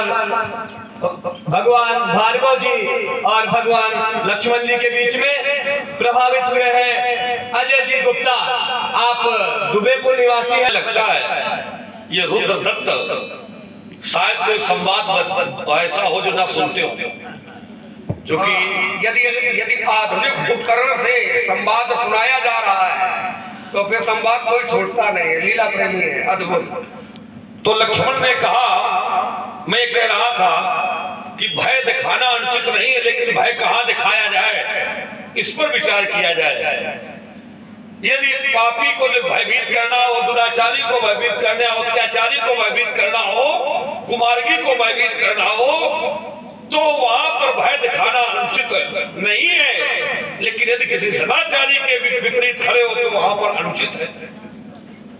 तो जरा ये विचार करो कि हम किस पक्ष में खड़े हैं। देखो, किसी व्यक्ति के व्यवहार का निर्णय पक्ष देख करके लिया जाता है। तुम्हें धनुष तोड़ने वाले का पक्ष बहुत अच्छा लग रहा है, बड़ा धर्मात्मा है, बड़ा ज्ञानी है, बड़ा विवेकी है, उसके पक्ष में सभी है, सब ठीक है, तुम्हारी बात है। लेकिन जरा हमारा पक्ष भी तो देखो।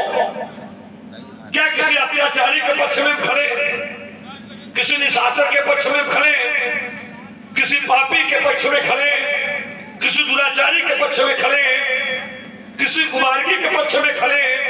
हमारा पक्ष भी तो देखो, हम किस पक्ष में खड़े हैं। हम महात्मा, मैं एक महात्मा की तपस्या के पक्ष में खड़ा हूं, मैं भगवान शिव जी के पक्ष में खड़ा हूं। और ऐसा पक्ष जहां है वहां पर फिर ये दे देना कि नहीं भय दिखाना अनुचित है, तो उचित नहीं है। यहाँ पर तुम्हें दोनों पक्षों का स्थान देख करके फिर निर्णय लेना चाहिए। लक्ष्मण, तुमने ये भी कहा कि मैंने जो दृष्टांत दिया वो दृष्टांत हमारे अनुकूल नहीं है। भले आपने शत्रुता का संबंध बना लिया है, शत्रुता का संबंध बना लिया, गुरु शिष्य के बीच में ऐसा संबंध नहीं होता है। देखो, ये जो मैंने दृष्टांत दिया था इसका उद्देश्य ये था, दृष्टांत देने का, ये गुरु जी कहते हैं जिसने अपराध किया बाहर आ जाए, बता दिया जाए, सब पीटे जाएंगे। इसका उद्देश्य केवल ये था कि उस समय गुरु का उद्देश्य सबको पीटना नहीं है, केवल उस अपराधी की खोज करना है। इसी प्रकार मेरा उद्देश्य सभी को मारना नहीं है, केवल अपराधी की खोज करना है। अब यहाँ पर सर्वांगी स्थितियां देखोगे तो फिर ये भी कहोगे कि गुरु जी के पास शिष्य सब नामांकन किए रहते हैं, हमारे पास तो नामांकन है। फिर ये व्यवस्था फिर ठीक नहीं बनेगी। यहाँ प्रमुख केंद्र बिंदु पर आओ कि बात मैंने क्या सोच के कही है। मैंने यही कहा ना कि जैसे गुरु जी का उद्देश्य सबको पीटना नहीं होता है, केवल अपराधी की खोज करना होता है, लेकिन कहते हैं कि सब पीटे जाओगे। उसी प्रकार से हमारा उद्देश्य सबका संहार करना नहीं है, केवल उस एक व्यक्ति की खोज करना है। इसलिए मैंने ऐसा कहा। तुमने कहा कि उद्देश्य देख करके फल नहीं मिलता है, कर्म देख करके फल मिलता है, व्यवहार देख के फल मिलता है। तो यहाँ पर भी थोड़ा विचार करो कि कर्म देख करके फल मिलता है। मैं इस बात को ये नहीं करता हूँ कर्म देख करके फल मिलता ही नहीं है, लेकिन कर्म के साथ उद्देश्य भी बहुत महत्वशाली होता है। जैसे किसी व्यक्ति की हत्या कर देना, किसी व्यक्ति का वध कर देना, कर्म एक ऐसा ही है, लेकिन उद्देश्य देखो। अगर कोई व्यक्ति अपने देश की सुरक्षा में आतंकवादियों की हत्या कर रहा है, वो भी हत्या कर रहा है, और कोई व्यक्ति अपने देश के अंदर ही किसी व्यक्ति की हत्या कर रहा है तो वो भी हत्या कर रहा है। लेकिन हत्या दोनों हो रहे हैं, लेकिन उद्देश्य अलग अलग है। एक देश रक्षा में हत्या कर रहा है और एक अपने स्वार्थ की सिद्धि में हत्या कर रहा है। दोनों जगह प्राण दोनों जगह, लेकिन उद्देश्य दोनों जगह अलग है। कर्म एक से है लेकिन उद्देश्यों में अंतर है। तो एक को कारावास दिया जाता है और एक को पुरस्कार दिया जाता है, इतना अंतर होता है। अब यहाँ पर क्या है, यहाँ है उद्देश्य। तो कर्म तो महत्वशील है ही, लेकिन कर्म से ऐसा नहीं है कि उद्देश्य को अलग कर दिया जाए। उद्देश्य भी महत्वशील है और देखो तुमने वही हमें चरित्र में बताया कि धनुष तोड़ने वाले ने धनुष तोड़ा, कर्म तो किया है, लेकिन फिर तुमने कहा गुरु जी के कहने पर तोड़ा है। तो गुरु जी के कहने पर तोड़ा है क्या है? ये कर्म करने का उद्देश्य है कि गुरु जी के कहने पर तोड़ा है, इसलिए आप उसको अपराधी न माने। तो इस प्रकार से राजकुमार उद्देश्य कर्म के से निहित होता है, असल है उसको अलग कर दिया गया।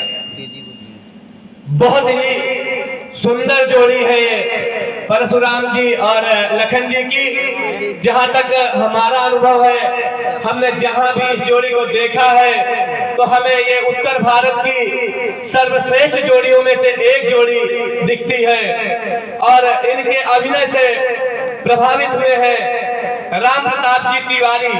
आप दुबेपुर निवासी हैं। आपने दोनों मुनिषियों को 20-20 पत्र मुद्राएं प्रदान किए हैं। साथ में पुत्तन जी दीक्षित आपने 40 पत्र मुद्राएं प्रभु के श्री चरणों में अर्पित किए हैं। साथ में वीरेंद्र अग्निहोत्री व उपेंद्र अग्निहोत्री आप भी दुबेपुर निवासी हैं। आप दोनों बंधुओं ने 40 पत्र मुद्राएं प्रभु के चरणों में अर्पित किया है।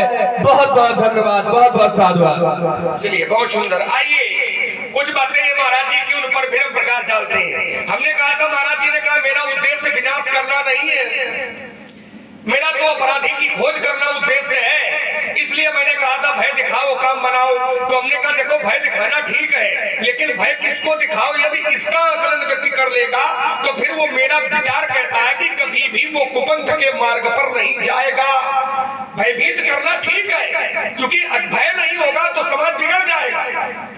पिता का भय बेटे को होना चाहिए, राजा का भय प्रजा को होना चाहिए, पिता का भय बेटे को, गुरु का भय शिष्य को और सेवक को स्वामी का भय होना बहुत जरूरी है। लेकिन स्वामी सेवक को भयभीत करे, लेकिन यदि सेवक स्वामी का भयभीत करे, इतना अंतर है। केवल भयभीत करो, लेकिन किसको करो इसकी थोड़ी बुद्धिमत्ता होनी चाहिए। अगर भयभीत करना है, मेरा विरोध ये नहीं कि आप भयभीत कर रहे हो तो गलत कर रहे हो ना, भयभीत करो, लेकिन दुष्टों को करो, पापियों को करो, अन्य अत्याचारियों को करो, गलत लोगों को करो, लेकिन जो साधु संत है का उनको भी भयभीत करोगे का? अगर उनको भयभीत करोगे तो मेरा तो विचार यह कहता है कि जो परमात्मा, जो साधु संत ऋषि मुनि महात्माओं को भयभीत करता है, उनके भय का निवारण करने के लिए स्वयं भगवान धरती पर अवतार लेते हैं। भगवान का अवतार कब होता है? तो जब साधु संत भयभीत किए जाते हैं, जब भयभीत होते हैं। और मेरा बिंदु केवल यही है कि तुम भयभीत कराओ, लेकिन साधु संतन का भयभीत न करो, क्योंकि साधु संतों को भयभीत करना ये परशुराम जी का चरित्र नहीं है। आपने कहा कि मेरा उद्देश्य भय दिखाओ काम बनाओ है, तो मैंने कहा था उद्देश्य से फल नहीं मिलता है, फल कर्म से मिलता है। तो आपने कहा देखो ये बात लक्ष्मण सही है, मैं ये बात तुम्हारी काट नहीं रहा कि कर्म से फल नहीं मिलता है, लेकिन प्रत्येक कर्म में उद्देश्य होता है। महाराज क्योंकि बिना उद्देश्य के कोई कर्म ही नहीं होता है, याद है ना, बिना उद्देश्य के कोई कर्म नहीं होता है। उद्देश्य तो होता ही है, लेकिन उस उद्देश्य का फल कब मिलता है? बिंदु ये था, बिना उद्देश्य के कोई कर्म नहीं होता है, लेकिन उस उद्देश्य का फल व्यक्ति को कब मिलेगा? जब व्यक्ति कर्म करेगा, और जब तक व्यक्ति कर्म नहीं करेगा तब तक उसको फल की प्राप्ति होने वाली नहीं है। और देखो आपने भी उसको कहीं ना कहीं से अंगीकार किया कि लक्ष्मण तुमने कहा धनुष जोड़ने वाले धनुष को तोड़ा, तो उद्देश्य था गुरु जी की सेवा, गुरु जी की आज्ञा पालन, यह उद्देश्य था। लेकिन उसको फल कब मिला? जब उसने धनुष को खंडन किया। तो फल कब मिलता है? फल कब मिलता है? जब व्यक्ति कर्म करता है। वो शास्त्र कहता भी है कि अवश्यमेव भोक्तव्यम कृतम कर्म शुभाशुभम, जो जैसा कर्म करता है तो जैसा करते हो वैसा फल मिलता है। तो जैसा करने के लिए बनाए गए हो वैसा ही करो। बात तो नहीं है भाई, जैसा करोगे वैसा मिलेगा। तो जैसा करने के लिए बनाए गए हो वैसे करो। अब बनाए गए हो भगवान का भजन करने के लिए, है ना। जीव रचना जो दी गई है, जीव ये दी गई है ईश्वर का गुणानुवाद करने के लिए। अब तुम यही जीव दे अब शब्द प्रयोग करो।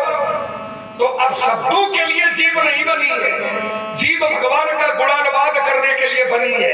तो गुणानुवाद करो। आप आए हो इन्हें भयमुक्त करने, तो इन्हें भयमुक्त करो। आप इन्हें भय युक्त करने नहीं आए हो, और जब भय युक्त करने नहीं आए हो तो इन्हें भयभीत न करो। ये मेरा तर्क था। दूसरा तर्क ये, हमने कहा था कि भाई उसने गुरु जी की आज्ञा से धनुष का खंडन किया है। महाराज जी ने कहा लक्ष्मण ये बात हमको किसी ने बताई नहीं है, अब तुम बता रहे हो तो ऐसा करो कि तुम गुरु जी से कहो। अच्छा, मतलब हम कहा है। अब जब हमने इतना मार्ग बताया है तो समस्या तुम्हारे आगे है कि हमारे आगे?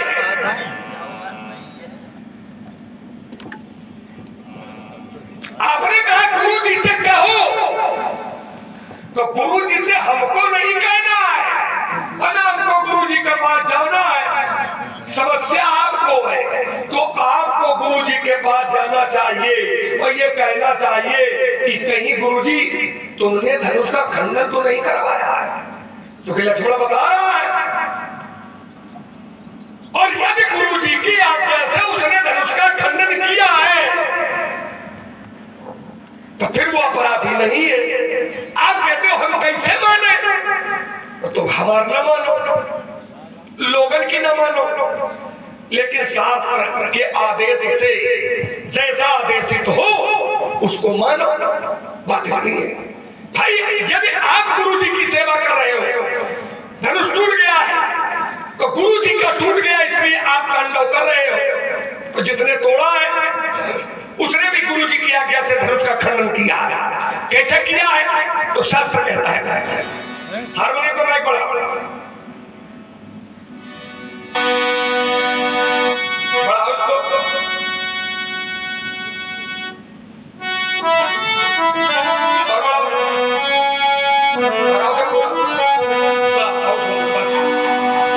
आचार्य कहते हैं कि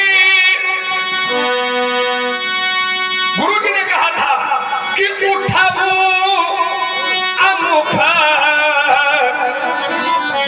भंजाओ भव चापा। गुरु जी ने कहा कि उठाओ अमुख भंजाओ भव चापा। जनक परी धनुष तोड़ने वाला उठा तो शास्त्र को फिर प्रमाण देना पड़ा। सुन गुरु बचन, सुन गुरु बचन, सुन गुरु बचन चरण सिर नावा। ओ हरस विषाद नख छूर। धनुष तोड़ने वाले ने गुरु जी के आदेश का पालन किया, अपने स्थान से खड़ा हुआ तो शास्त्र ने फिर कहा कि गुरुपति बंदी सहित अनुरागा। गुरुपति बंदी सहित अनुरागा। हमार न मानो, यहां से मान लीजिए उसने गुरु जी की आज्ञा से धनुष का खंडन किया है। तो गुरु जी कहे वो चाहे न कहे, आपको फिर विरोध करने का कोई अधिकार नहीं बनता है। आपने कहा कि लक्ष्मण मैं किसी अत्याचारी के पक्ष में खड़ा हूं का? मैं भी तो महात्मा दधीच की अस्थियों से निर्मित धनुष था, मैं इसके पक्ष में खड़ा हूं। देखो महाराज, कभी कभी व्यक्ति करता तो अच्छा है, लेकिन वो अच्छा करने के चक्कर में खराब कर देता है। वही तुम कर रहे हो। कर तो तुम ठीक रहे हो, शंकर जी के पक्ष में तो खड़े हो, लेकिन कर गलत रहे हो। कैसे? उदाहरण दे रहा हूं वैसे, जैसे कामदेव शंकर जी की समाधि भंग करने गया था। क्यों गया था? शंकर जी की समाधि कामदेव भंग करने गया था। क्यों गया था? क्योंकि तारक असुर भयऊ ही काल, तारकासुर नाम का दैत्य पैदा हो गया था और तारकासुर के लिए यह वरदान था कि शंकर के अंश से जो बेटा पैदा होगा वही तारकासुर का वध करेगा। अब सती जी दक्ष के यज्ञ में योग अग्नि में पड़े प्राणों का त्याग कर दिया है। उधर शंकर जी समाधि में लीन हो गए। शंकर जी समाधि से सती जी है नहीं तो लड़का कहां पैदा हो, और जब तक ब्याह नहीं होगा तब तक बेटा पैदा नहीं होगा, और जब तक बेटा पैदा नहीं होगा तब तक तारकासुर मारा नहीं जाएगा। तो देवताओं ने एक योजना बनाई और ये कहा कामदेव से कि ऐसा करो काम, तुम शंकर जी के पास जाओ। काम ने पूछा काहे? कहा इसलिए जाओ कि तारकासुर पैदा हो गया है और तारकासुर का अत्याचार अधर्म बहुत कर रहा है, और जब तक शंकर जी की समाधि टूटेगी नहीं तब तक शंकर जी विवाह करेंगे नहीं, और जब विवाह करेंगे नहीं तो पुत्र होगा नहीं, और जब पुत्र होगा नहीं तो तारकासुर का वध होने वाला नहीं है। तो काम ने कहा क्या करना है? तो देवताओं ने कहा कि करहु क्षोभ शंकर मन माहि, शंकर जी की समाधि भंग करा। कामदेव ने सोचा कि शंकर जी की समाधि भंग करना ये तो सुनिश्चित है कि मौत का दरवाजा खटखटाना है, लेकिन पर उसने कोई बात नहीं कहा कि परहित लागी तजिए जो देगी और सतत संत प्रशंसी। कामदेव ने सोचा परहित में जो प्राणों का त्याग करता है संत जन उसकी प्रशंसा करते हैं। और कामदेव गया, काहे के लिए गया? तारकासुर के वध करने के लिए शंकर जी की समाधि भंग करने गया, परोपकार करने गया। और परोपकार करना ये धर्म है, और शास्त्र कहता है कि जो परोपकार करता है संत जन उसकी प्रशंसा करते हैं। और कामदेव गया, और कामदेव ने शंकर जी की समाधि भंग की, लेकिन कामदेव की किसी ने प्रशंसा नहीं की। काहे नहीं की? क्यों नहीं की? क्योंकि करने तो गया था अच्छा, तो फिर प्रशंसा काहे नहीं भाई? प्रशंसा न होने का केवल एक ही कारण है कि करने गया था अच्छा लेकिन कर बैठा गलत। करने गया था अच्छा लेकिन काम कर बैठा गलत।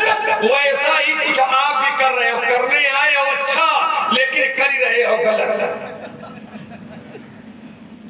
इसलिए विचार करो, आप पक्ष में तो हो लेकिन पक्ष में ये देखो कि तोड़ने वाले का पक्ष कैसा है। आप धनुष के पक्ष से तो बोल रहे हो, लेकिन तोड़ने वाले के पक्ष पर एक बार भी दृष्टि डालने की जरूरत नहीं समझ रहे हो, और उसकी जरूरत अति आवश्यक है। इसलिए डालो, समझाओ और बाद में युद्ध की ठानो। क्योंकि प्रश्न किया था जिसने जिसने उत्तर दिया करारा।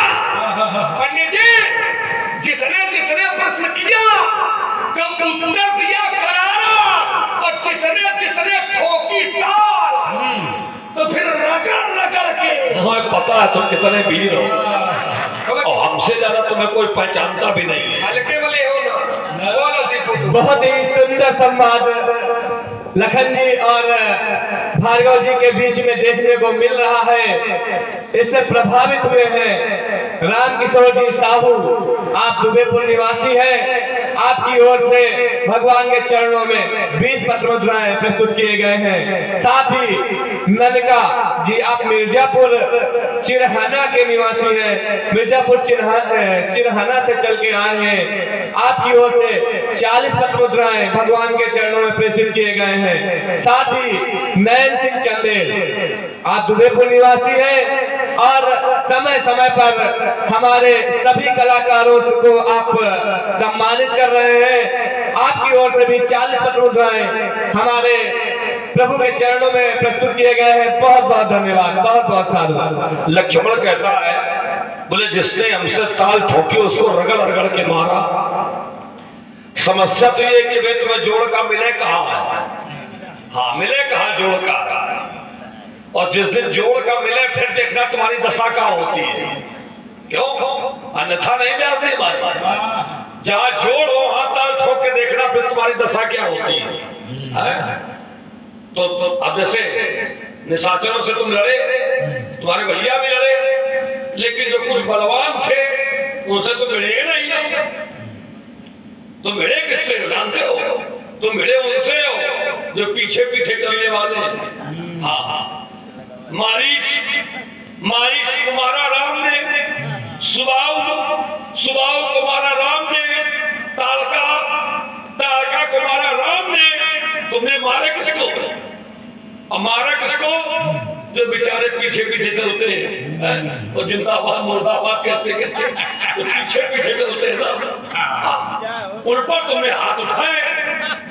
तुमने वो दास ताले का ठोकी है, अभी तक कभी ताल नहीं ठोकी तुमने। अब वो का बुला दो जो निशाचर कटक संहारा, जो बेचारे पीछे पीछे चलते हैं, जिनके स्वामी मर जाए, अनाथ हो जाते हैं, उन पर तुमने हाथ चलाए। उन पर आधे तो तुम सामने खड़े हो, आधे तो तुम्हें जोड़ मिला। अभी तक तो सब ऐसे काम चल रहा था। चलो कम से कम ये तो मान लिया कि जोड़ मिला। नहीं, हमारे जोड़ में तुम नहीं, ये तुम्हें जोड़ मिला।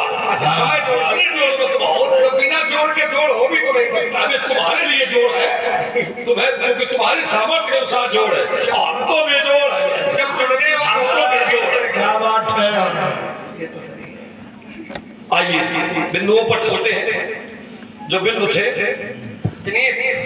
लक्ष्मण ने कहा देखो भय दिखाना अनुचित नहीं है। स्वामी का भय सेवक को होना चाहिए, पुत्र को भय पिता का होना चाहिए, और शिष्य को भय गुरु का होना चाहिए। भगवान भक्त को भय भगवान का होना चाहिए। भय होना चाहिए लेकिन भयभीत करना नहीं चाहिए। ये शब्द है तुम्हारे, लेकिन मैं फिर कहता हूं, फिर विचार करो। पिता का भय पुत्र को होना चाहिए, लेकिन पुत्र के यदि आचरण विपरीत हो तो पिता को भयभीत करना चाहिए। ऐसा नहीं पिता भयभीत करने का अधिकारी नहीं। पिता कह देता है यदि तुमने अपराध किया तो काट डालेंगे, तुम हम ध्यान रखना। ये क्या है? क्या भयभीत करने का अधिकार पिता को नहीं? क्या गुरु को भयभीत करने का अधिकार नहीं? क्या गुरु अपने शिष्य को भयभीत नहीं कर सकता? क्या भगवान भक्त को भयभीत नहीं कर सकते? ऐसा नहीं है। भय होना शिष्य, पुत्र और भक्त का लक्षण है, लेकिन यदि अपने मार्ग से हट जाए तो भयभीत करना भी अनुचित नहीं है। यदि भगवान भयभीत कर रहे हैं, पिता भयभीत कर रहा है, गुरुदेव भयभीत कर रहे हैं, तो वो भय दिखाना भी अनुचित नहीं है। उसको विचार तो करो। और मैं तुम्हें प्रमाणित किए देता हूं। व्यास जी, एक मानस के अंतर्गत ऐसा भक्त था, भक्त कहें कि सखा कहें कि मित्र कहें कि दास कहें, क्या कहें, सारे संबंध भगवान से उसके थे। आप लोग थोड़ा गंभीरता से विचार करना। और उसके पास कुछ नहीं था, बेचारा जंगलों में मारा घूम रहा था। भगवान मिल गए। भगवान ने कहा परेशान ना हो, तुम्हारी सारी संपत्ति और पूरा परिवार तुम्हें हम दिलाएंगे। और भगवान ने क्या किया? उसके सगे भाई का वध किया, जिसने उसको निष्कासित कर दिया था, उसका वध किया। अब वध करने के बाद सब कुछ उसको भगवान ने दिला दिया। और वो भगवान का था, और समय आया तो भगवान को ही भूल गया। समय जब आया तो भगवान के कार्य को भूल गया। तो भगवान ने कहा ये तो हमारा हो गया, मैं भूल रहा है, क्या करें? बोले लाओ जरा धनुष उठाओ, मारा, लाओ धनुष बाण। बोले धनुष बाण, बोले अभी बाण वो हमारे पास है। जिस बाण से हमने इसके भाई को मारा था, अब कल प्रातः काल होते ही मैं इसको भी मार डालूंगा, मैं इसको भी मार डालूंगा। अब बताइए, ये भगवान कह रहे हैं, क्या कह रहे हैं? तब अनुजई समुझावा रघुपति करुणा शिव, अभय दिखाए ले आवो तात सखा सुग्रीव। वो आप कहो, आप कहिए। अब देखिए, भय दिखाए ले आवो, ये कौन कह रहा है? ये भगवान कह रहे कि रावण कह रहा है? कौन कह रहा है? ये भगवान के शब्द है। भय दिखाए ले आओ, उसको भयभीत करके हमारे पास ले आओ, भय दिखा करके ले आओ मेरे पास। तो समय आने पर अगर भगवान भयभीत करें या पिता भयभीत करें या गुरुदेव भयभीत करें तो भयभीत करना अनुचित नहीं होता है। भय होना बहुत अच्छी बात है, और यदि कोई विपरीत मार्ग पर जा रहा है, वहां भयभीत व्यक्त किया जा रहा है, तो उसको भी गलत नहीं कहा जाता। लक्ष्मण ने और भी कहा है। लक्ष्मण कहता है, कामदेव गया महादेव जी के पास, तो पक्ष तो उसका ठीक था, लेकिन उद्देश्य उसका गलत था। जो वहां गया उसमें क्रम गलत था। यद्यप तुमने इस बात को पूरी प्रकट नहीं किया है कि कामदेव ने क्या गलत किया, ये तुमको बताना चाहिए। इसको तुमने छुपाया और ये कहा कि नहीं, पक्ष तो अच्छा था लेकिन गलत कर रहा था। अब गलत क्या कर रहा था, ये भी तो थोड़ा जरा प्रकाश इस पर भी डालना। लेकिन कामदेव की परिस्थिति परशुराम से जुड़ी इसलिए नहीं है क्योंकि वो है काम, अहम है ब्रह्मचारी। ठीक उल्टा है, 36 का अंक है, 36 का।